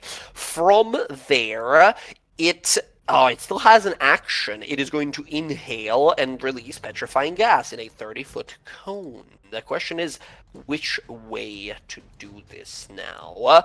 Let me see. 30-foot cone. It can go like that. That's not 30. That's way too far. It can either go for Odo or Ayla and Alondra here. I'm going to roll a d2. Odo is the tank, right? He's absolutely the one who gets people's attention, who challenges people to duels and such. I'm going to make this a d4. 1 and 2 is going to be Odo. 1, 2, and 3 is going to be Odo. A 4, it goes for Alondra and for Ayla. Odo, it instantly looks to you and unleashes this petrifying breath. Odo, can I have you make a DC 13 for these weaker Gorgons? Con save. 17, you are good. The magic hits you, but you sort of are able to push on through it. However, your little buddy there, Kada, also needs to make the save. If you click your token, you'll see a bunch of buttons pop up at the top. One of them will be a save button. You can just roll from there. 14 is good enough for Kada as well. Fantastic. Look at you guys mirroring like same rolls on both rolls. Very good. That is the Gorgon of there. The other one is fully slain. Alondra, it is now your turn. The creature rushed across what is now a frozen stream of water and fell through it instantly. Okay. So, this is kind of an interesting question. So the statue that the storm guy was talking to earlier, he was like shooting laser beams. Do I get the sense with my superior intellect that it would still do that? Maybe, yeah, right? As you get her very clever, you start thinking to yourself, like, well, it seems to be some sort of like a wisdom statue that's supposed to like answer questions or something. That's why he sought it out. And it seems to sort of ask you to like a very simple question. It basically asks you like where you want to go, right? And he just didn't know how to answer, so he kept shooting him. You realize like you might be able to simulate that again, but it will go for you, right? So you will have to somehow like get behind the creature or something like that. That's totally fine. Okay, so I will I'm going to phase step across. Okay. I'm going to face step like 30 feet across the river. So he's I already can get, above you, being like thrown about by the tail of this gigantic monster. yeah. I'm then going to get around the monster. You can actually And walk then- right under it. You're Okay. 2 sizes smaller than him. You can just run under. Sure. Yeah, and then I will try to yell at the statue to answer it. The same thing that he said earlier in Draconic to get it to fire, if possible. Ah, okay. Now, you don't have keen mind. You don't remember exactly what he said, and you don't Right. speak the language. So how about you give me a straight... I think this is a, like, intelligence performance roll. Performance using your intelligence. Are you proficient in performance? I am proficient in performance. Awesome. So Give can I me just do one of my...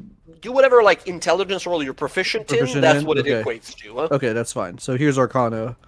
We'll say a DC 14 Natural 20. here. Jesus. You call it out. You watch as the statue's visor glows again, and it fires a beam of energy right towards you. Alondra, give me a dexterity saving throw. If you succeed, I need you to beat a DC 14 here. If you beat it by 5 or more, the attack instead hits the Thessalgorgon.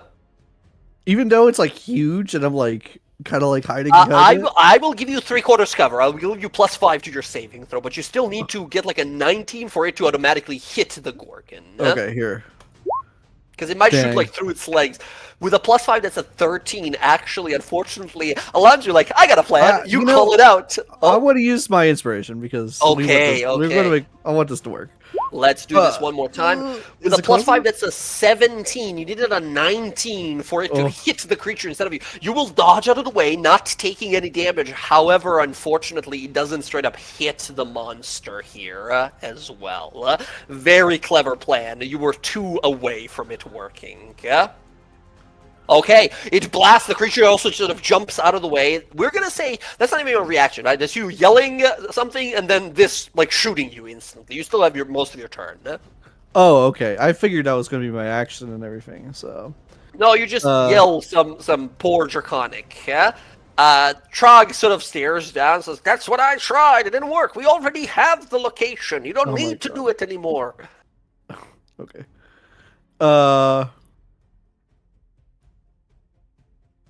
What do? You have your turn. I know. I'm just thinking. That was my Barnabas right plan. there. Mhm. That was my plan. I mean, this thing looks really fucked up, huh? I know. Okay, so I will get Barnabas in melee so he could help me. Understood. Yeah, advantage on your first attack, on your one attack, I guess.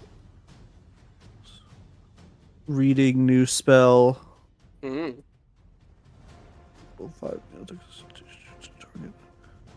Okay, so if I am correct, I'm going to share a spell here. This is the spell shattering strike. Spell-shattering strike. Let's see. One action to do it. This doesn't Make a melee weapon spell attack against the creature within 10 feet of you. Now, hit the target suffers normal effects. If it's concentrating on the spell, the attack deals additional 1d8 damage. But a 5th level does an additional d8. So I mean, I guess. But that's like the same as a Booming Blade does something similar. Same as Booming Blade, right? This one has a special thing that says like really good for like destroying concentration. This thing is not concentrating on anything. Exactly. It's just sort of attacking. Okay, well then it's another optional attack. That you have. I know exactly. That's why I liked it out of those new spells. Okay, well I guess I'll Booming Blade it. Why not? Okay, go ahead. Booming Blade. This gets. Do I still have the +1 on my rapier? It has not been. Yeah. You still have it for another like week and a half, basically. So, how would I do this then? If I hit Booming Blade, it's not gonna. Or well, this is a +1, I guess. Let's see here. Oh yeah, that's right. Because you leveled up and the fucking thing's all chained. I apologize. You can totally click your. Let me see. I'm gonna add it to the rapier. Dragon +1 here. It should be 1d8 thunder now at all times, right? All right, and I'll add a little thing I'll add a little BB at the end. I'll edit those properly later, but there you go. I've added it to your +1 rapier now that it automatically adds the booming blade part. We'll say it absolutely, the 16 with advantage does not hit this thing, unfortunately. Yep. You gotta go for saving throws. Yep. All right. No, but since I attacked it, I can get get a dodge, right? You can mobile away. Yeah. Yes, mobile away. 35 feet that away. Sounds good. Off you go, as now we go to Ayla. Ayla, you felt as that sort of petrifying poison, petrifying gas went over you, and you sort of look on over and you see that Zoria is slowly taking on this grayish appearance of a rock. What do you do? I don't think there's anything that I could do to bring her out of that.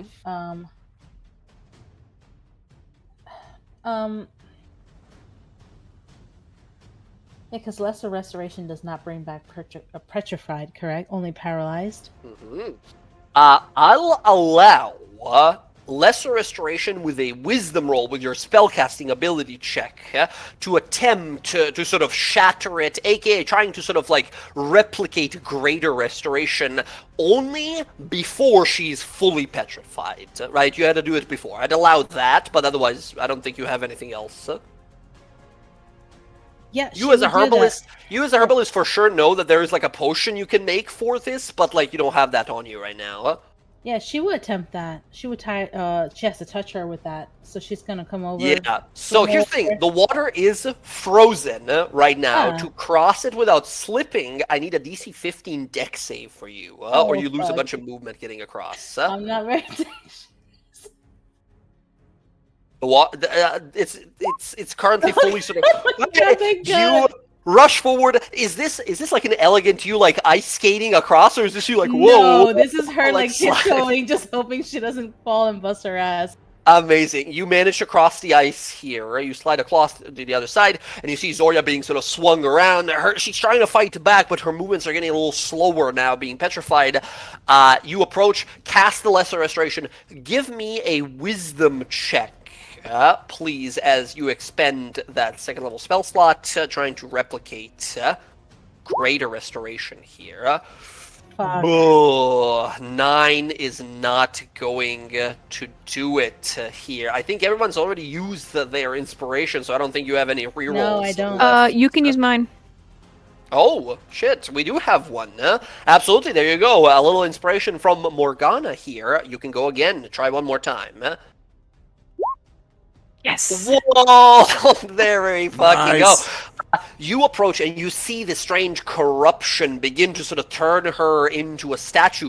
You rush on up immediately and you look up and you too see these like golden, beautiful feminine eyes with like golden makeup around this monstrous bull creature's appearance before they fade into those hardened orbs inside of its sockets. You approach and place your hand there. As you do, from the tips of your fingers, these sparkling sort of energies begin to expand, and Zoria, I will say with a natural 20, this creature freaks out and jumps back from this powerful spell you're doing. Zoria, you are no longer only not petrified, you are not restrained either, as you've hit the ground free now. Zoria, the creature freaks out from the sort of a spell here and jumps back in surprise. You get an attack of opportunity if you want to take one as you're sort of falling down from it. The 15. 15 doesn't hit, unfortunately, here as it jumps on back. Okay, you are fully free, no longer petrified. You look over and you see Ayla, the very person you've had like a recent argument with, immediately rush to your aid. Okay. Is there anything you guys say? Is there a look of like, all right, well, let's fucking go, let's do this, or do we just continue with the battle? Oh, she's got. Yeah, go ahead. Zoria gets up to like dust herself off and is like, huh, and just goes after the bull. She's gonna look at her and go, "You're welcome." All right. Speaking of which, I think that's you, Ayla. I don't think you have anything else as a bonus. No. No, because I casted a spell, so no, I do not. Yeah. Okay, Zoria, that is going to be your turn now. What do you do? This thing is really hard to hit. Step right in and be reckless. Reckless attack, go. 17 misses against this thing. 27. 27 hits, 16 points of damage. That's the kill. Amazing. You leap forward. You go to strike once, and all of the snake heads begin to grab onto your weapon and, like, hold it so you can't strike. How do you turn this moment of, like, your sword is being held by snakes into a killing blow against this bull monstrosity? Well, once the sword's lifted up and she kind of sees that, like, they rear back and everything, and, like, it, like, puts its head there, she, like, draws her fist back and just punches in through its eye. As you slam into its eye as hard as you can, you watch the eye shatter and break, and from the force of your impact, the entire side of the skull sort of cracks and breaks. The creature roars in a moment of pain, and then boom, timbers onto one side. Dead. Incredible. The main one is Fucking hate done. these things. And then I'm gonna step. Let's see here. I don't know if this will work, but we're gonna try. That one's like fallen in the ice. It's like in the hole in the water in the middle of the ice. Because I'm about to try and draw this thing in. I'm gonna see where Ayla is, and in Zoria's own nice way, she's gonna push Ayla onto the ice and away, because she's about to try and draw this bull in, and it's got this weird petrification smoke. Try to get her to like step away. You can drag it away like over here or something, so it's not within her range. It's more of a my movement thing, and if I pull it this way, and if I push her away, then I also won't be lining up Alondra either. Now, you can't also push her away and pull this thing in, right? Because you used both of your attacks already, right? So you have your bonus action left. Okay, no, I was just going like, maybe like the ice momentum would take her away. Like, slip and slide away. She's off the ice. She had to get off the ice, otherwise she nearly fell. No, right? that's fine. That's fine. Just give me a dredge line check. Dredge line, here is your strength roll. I'm going to give it disadvantage because it's trapped in ice right go now. on over here. 13, where do you want it? You ping an L point. Just drag it straight to me. Straight like that? Yep. Alright, it's still prone and dragged up and right in front of you there. Let's go, Zoria. Very nicely done. Very good turn. Very strong stuff. I believe that's going to be you unless you're going to move anymore. No, I'm going to stay right where I'm at. That's going to be you. Trog Storm Speech above here, looks down and is sort of confused now. He doesn't know if this is a Hydra or not or such. He looks to this thing and says, alright, let's try this. And he's going to cast Shatter onto it. This thing is made of metal. It has disadvantage against the Shatter here. 9, it totally fails. It takes 15 more points of damage. It is now bloodied as all of the ice begins to shatter there around it. He's just sort of like, alright, another one should do it. That's going to be his turn. Morgana, your lightning bolt was very effective. Yes. This creature is now very injured, last of them. I'm going to transition my hex onto it. Excellent. And then I'm going to chill touch. Chill touch. Okay, I got some bad news for you. He's prone right now, so it means he would have disadvantage with your range attack if that is what you choose to do. Yeah, I'll do it again.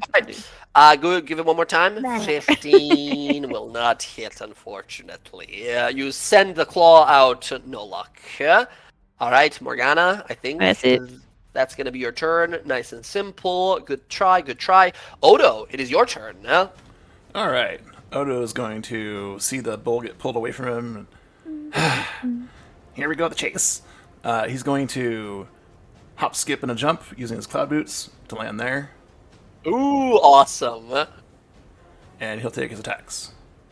Go ahead and make your attacks. The creature is prone. You have advantage on all of them. 16 misses. One more. 20 hits. 13 points of damage is more than enough to kill the Gorgon. As you double hop through the air, what does this killing blow look like? You watch as it falls into the ice, gets blasted. Zoria runs over, drags it in sort of away from Ayla there. You see the opportunity as its exposed belly sort of comes up as it's spinning around in the water. How do you kill it? So Odo's jumped twice. He'll come down, and his first strike is deflected as he spins around the sword around his wrist, and will stab it through the throat. Excellent. You come down, you see the weak spot underneath the neck there, you stab right on through it. A bit of that petrifying gas comes out, and then the creature's body begins to sort of go limp and flow down the river very slowly. The battle is ended. You see landing from above is this powerful mage who looks, it is done! It is done! Excellent work! The Medusa is no more! The Gorgon. The Gorgons. The what? The Gorgons. The Gorgons, yes, this is a saying in your language. What are you saying? No, these creatures were Gorgons, not Medusas. And that of course is different in many ways, is what you're saying. In many ways, yes. I mean, I suppose the Tassel Gorgon looks a bit like a Medusa, but it was kind of constructed to be like that. A tussling Gorgon, you say? A Tassel Gorgon. That's what I said. He just squints at him. Oof. He gives this look like, I'm out of my depth, right? He like looks around like, all right. So what you're saying is this is not the villain I'm fighting. It looked womanly enough if you stared it in the eyes. I don't know if that's you insulting it or you genuinely find it that way, but that's your prerogative, you know? Can't judge you for that. Okay, so I assume since the light came out and pointed that way and then this thing charged in, that was the villain I was seeking. But it is not, is what you're saying. I don't know. You might have been mistaken on what the villain actually was. But they said it was a Medusa, and I went out here looking for a Medusa. I have, in all If you fairness, would stop never- talking for a moment and listen to what I am saying, something about its eyes made it look like a woman when you stared into it. Oh, you were serious, huh? Yes. What? And that, of course, means... Maybe it was a misunderstanding. Maybe it was these all along. It could be. Although they did tell me that this vile prisoner was trapped, or was at least trapped when the city flew above us, and then fell, and they sort of freed themselves. So it could be that it was this. You said that Varen needed me pretty urgently, yes? Seemed That'd that be way. correct. Very well. Well, this thing is no more. It is slain by the forces of good. Yes, we are the forces of good. Would you be interested in just sort of going with me to the place where with the pointing thing, the light went, to see if there is another villain over there? If not, I'll head right back with you. If it is indeed that the villain is slain. I think we should, because he's probably wrong, and that thing is still around. I'd be interested to see this vault that they've left, I don't know, ancient times, Draconian, all that good stuff. It is rumored that it's filled with gold. I'm going then. No one was able to find it yet, because when it hit the ground, the whole city sunk a few, dozen feet into the floor from the force of the impact. Some of the pieces of the city apparently were enchanted enough to survive the full sort of flattenization. That's a word. It's a word. Don't question me. Flattenization of it. Okay. Right. And maybe this vault survived. If it is, there'll be plenty of gold around. But gold is not why we do this. It's heroism. Isn't that right, fellows? Of course. The gold sounds Gold pretty helps. nice. Gold sounds good to all of you. So- You guys really just locked in on that one real fast. All And right. because gold means nothing to you, it's no problem if we have it, correct? Yes, okay, I like great. the heroism part. I'm with you. I suppose, you know what, if we find the vault, you can have the gold. I have no need for it. That's what I thought. Okay, great.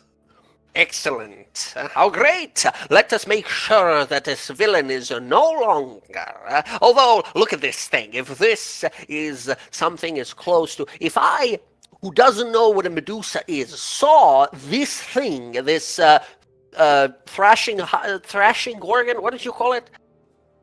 Gorgon. Right. I would think this would be a Medusa, right? I've heard about Medusas. They have They're usually What women. do they have? they have bodies of a snake, an upper body of a human. They use bows and Naga? have. Sorry, A naga? is that a word in your language? What are you saying? You're We've already describing a killed a bunch of naga. those. Naga. Yes. I don't know what that is, but I'm certain if I saw it, I would know how to defeat it. So yes. okay, do you need to rest before we go check out this place? I know you used a lot of your wizardly powers. No, I'm good. I'm very powerful. I have magic to aid me. I have plenty other spells at my disposal. I don't know how far it pointed. Honestly, when the light came out, I was just sort of like, "Whoa!" I didn't really look where it went. Could Well, I? Yeah, I was gonna say, can I see where You guys the light all, went? you guys all easily saw where it went. Sort of exactly. It's maybe like another 2 hour travel to there. My recommendation is before you keep using all your super powerful spells, why don't you wait till we tell you it's a Medusa? That is a great call. That's why you are the lightning leader of this troop, are you not? I know He's a a few little spells that use lightning, yes. Yes, lightning is very powerful indeed. Very well, let us go make sure the villain is defeated, and then I will aid my ally, my dear friend, Varen. How is he, by the way? I've heard he's made a title of some sort of a captain in his little kingdom. Can I steal my group for a moment? I suppose. Sort of just kind of like does that, like waves, like calls for the huddle, like huddle up. She goes would, over say to him, she would say to him before he did, she'd go, he's doing very well, And then she'll go over. He goes over to one of these bodies of these gorgons, keeps shooting it with lightning. Ha ha, villain! Ha ha, and just keeps shooting it. Okay, question for all of you. I know things are a little rocky, but can we consult the whole group before two people start making decisions for everyone?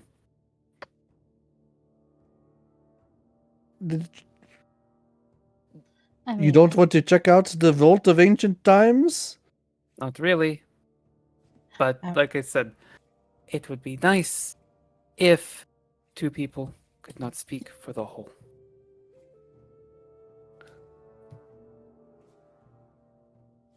So, ask everyone before you start agreeing to drag us into more things. You can always object. This is me objecting and asking for consideration.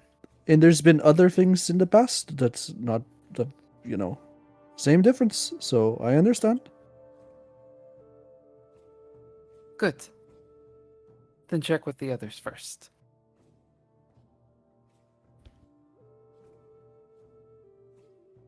It's just as we were long sent. as this. Oh, sorry. Go ahead. Oh, I was going to say we were sent here to do a job, and it's not going to be finished until he is free to go and meet with the Tascan.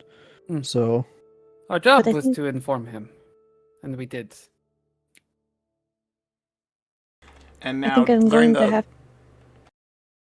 Go ahead. going to have to agree with Zori on this one. How much further are we going to be dragged into these ruins? You say it could be a couple of hours, but it could be, oh no, this is not the Medusa, and we keep going deeper and deeper until we lose track of time.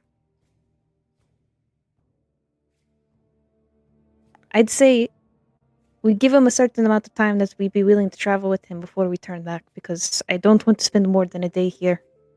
it's no problem. I thought the job was to make sure he goes to team up with him for the Shadow Fame. That I was thought my was the thing. understanding as well. Not that What we just he- tell him. Asked of us was to find him, and to tell him that he needed his help. But in But light of this, Tascan's by the task hands on question, we have completed the job. The implication was like, find my old friend, right? It was probably implied that like, like help bring him back, right? But didn't like Yeah. say it officially. But yeah, that could be an argument, right? Letter of the law versus spirit of the law. I'm pretty sure he meant, to bring him back.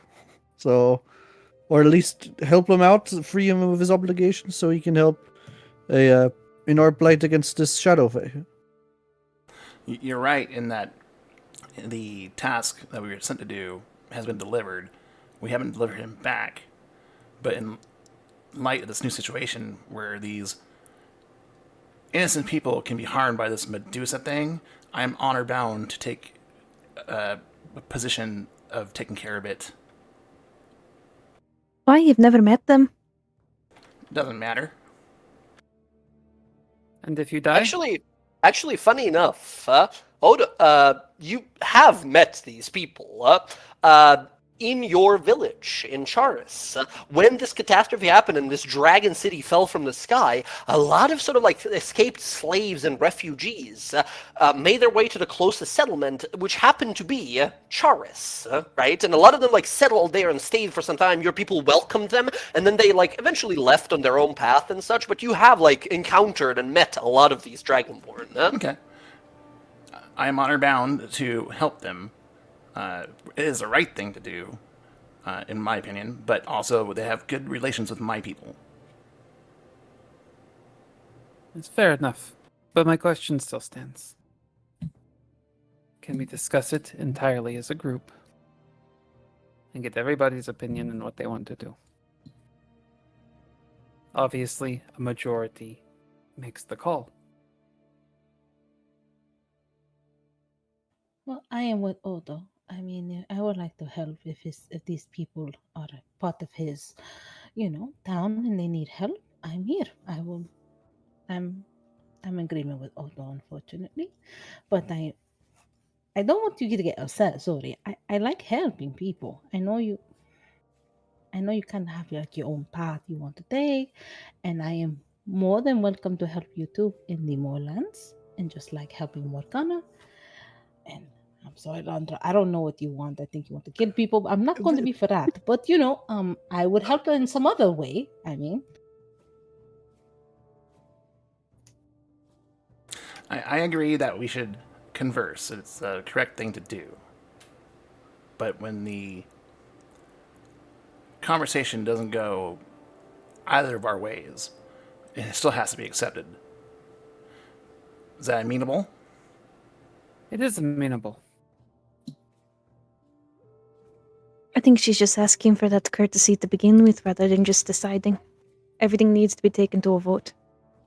Then I would like to say that before you chop someone's head off, like that orc, the same consideration should be as well.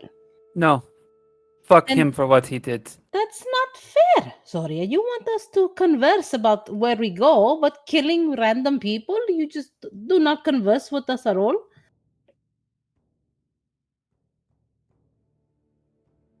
I'm with Zori on this one. There's certain things that we need to do as individuals. We can't be The bespoken task to is the Zori's group. path. Yes. Look, we can't police everything. We can't make decisions for each other and vote on every little thing that happens. But when it comes to the group and deciding where we're going to go, that could be made as a group. Fair enough. That being said, it seems the majority of you do want to go in deeper. And I said as long as we're not there for if it's more than a few hours, I'd be okay with going as well. Alright, then it's decided. Let's go. So a few hours after we get there, to just be clear. Yes, I don't want to linger. Fair enough. Look back, Trag is like shooting lightning bolts still. He's like behind the back and under the leg, and like he's still shooting lightning bolts at the Mostly thing. because he's an idiot. Yes, I don't think he would ever get there People, without what us. he's gonna do. Yes. I will give it two more things. If they are neither the Medusa that he is looking for, then I am leaving. I do not have the time nor the desire to keep chasing after whatever this man thinks might be the enemy. I think we're in agreement. Yes, that's fine. Good. Mhm. Excellent. You guys sort of like finish the huddle, return to him. He sort of stops blasting this thing. He's like fully incinerated. There's like dust on the floor. He turns back and says, "Ah, there you are, fellow heroes. Are you ready to depart?" Yeah, Trog, let's go. Very well. Off we go. He turns into a lightning bolt and goes flying through the sky like a million miles an hour. He goes flying forward like he's moving like 100 feet in a second. He flies off forward. You know, He goes towards the direction where you pointed. Since he incinerated that, and it's like, I would assume it's basically charcoal now. Yeah. I'm like, scoop up the charcoal. Would you say it's now charcoal? Yeah.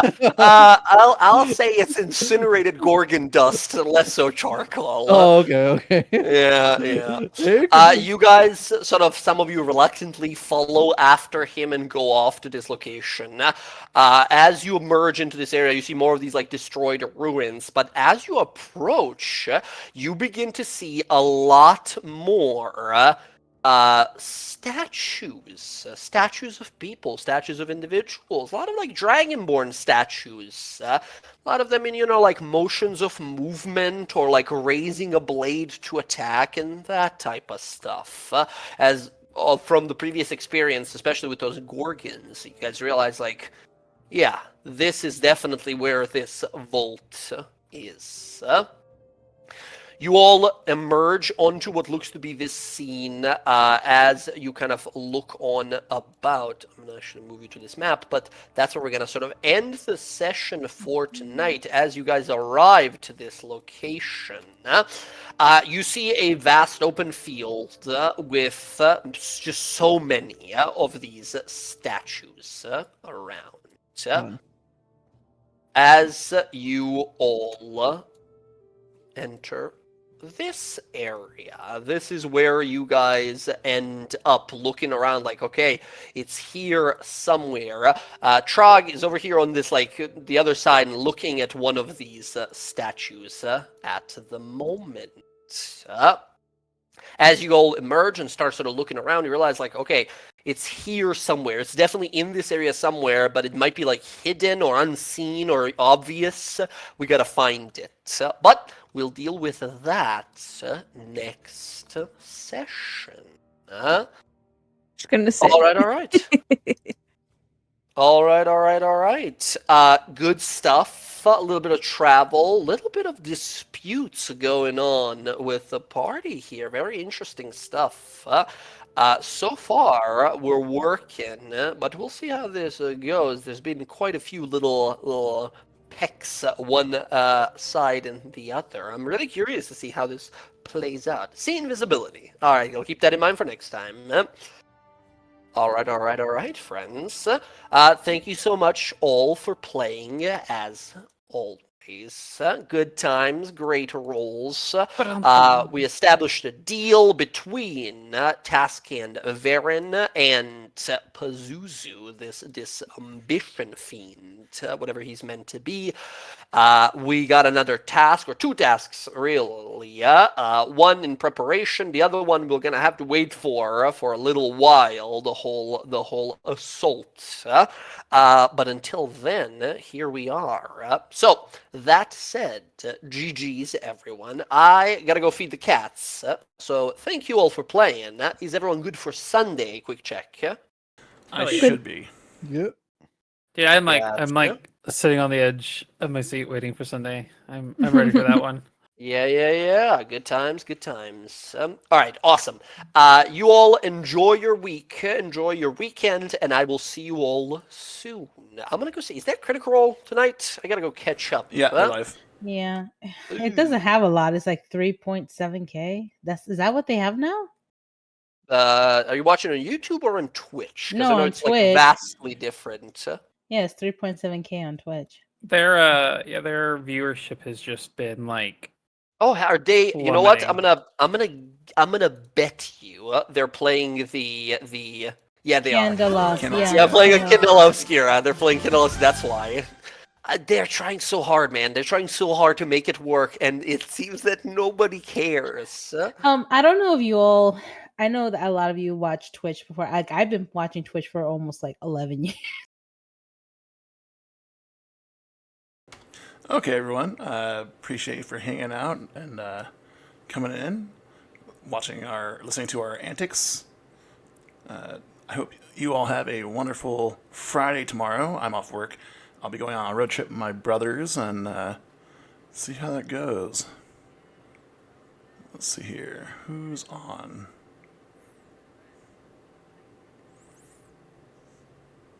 Do, do, do, do, do, do, do.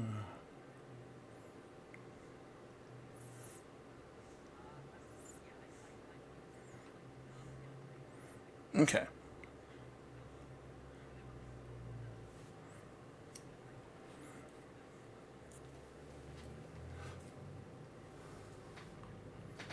Okay, we're gonna read out, and we're gonna do something a little new. It should be fun. We were just talking about it. I think let me do it.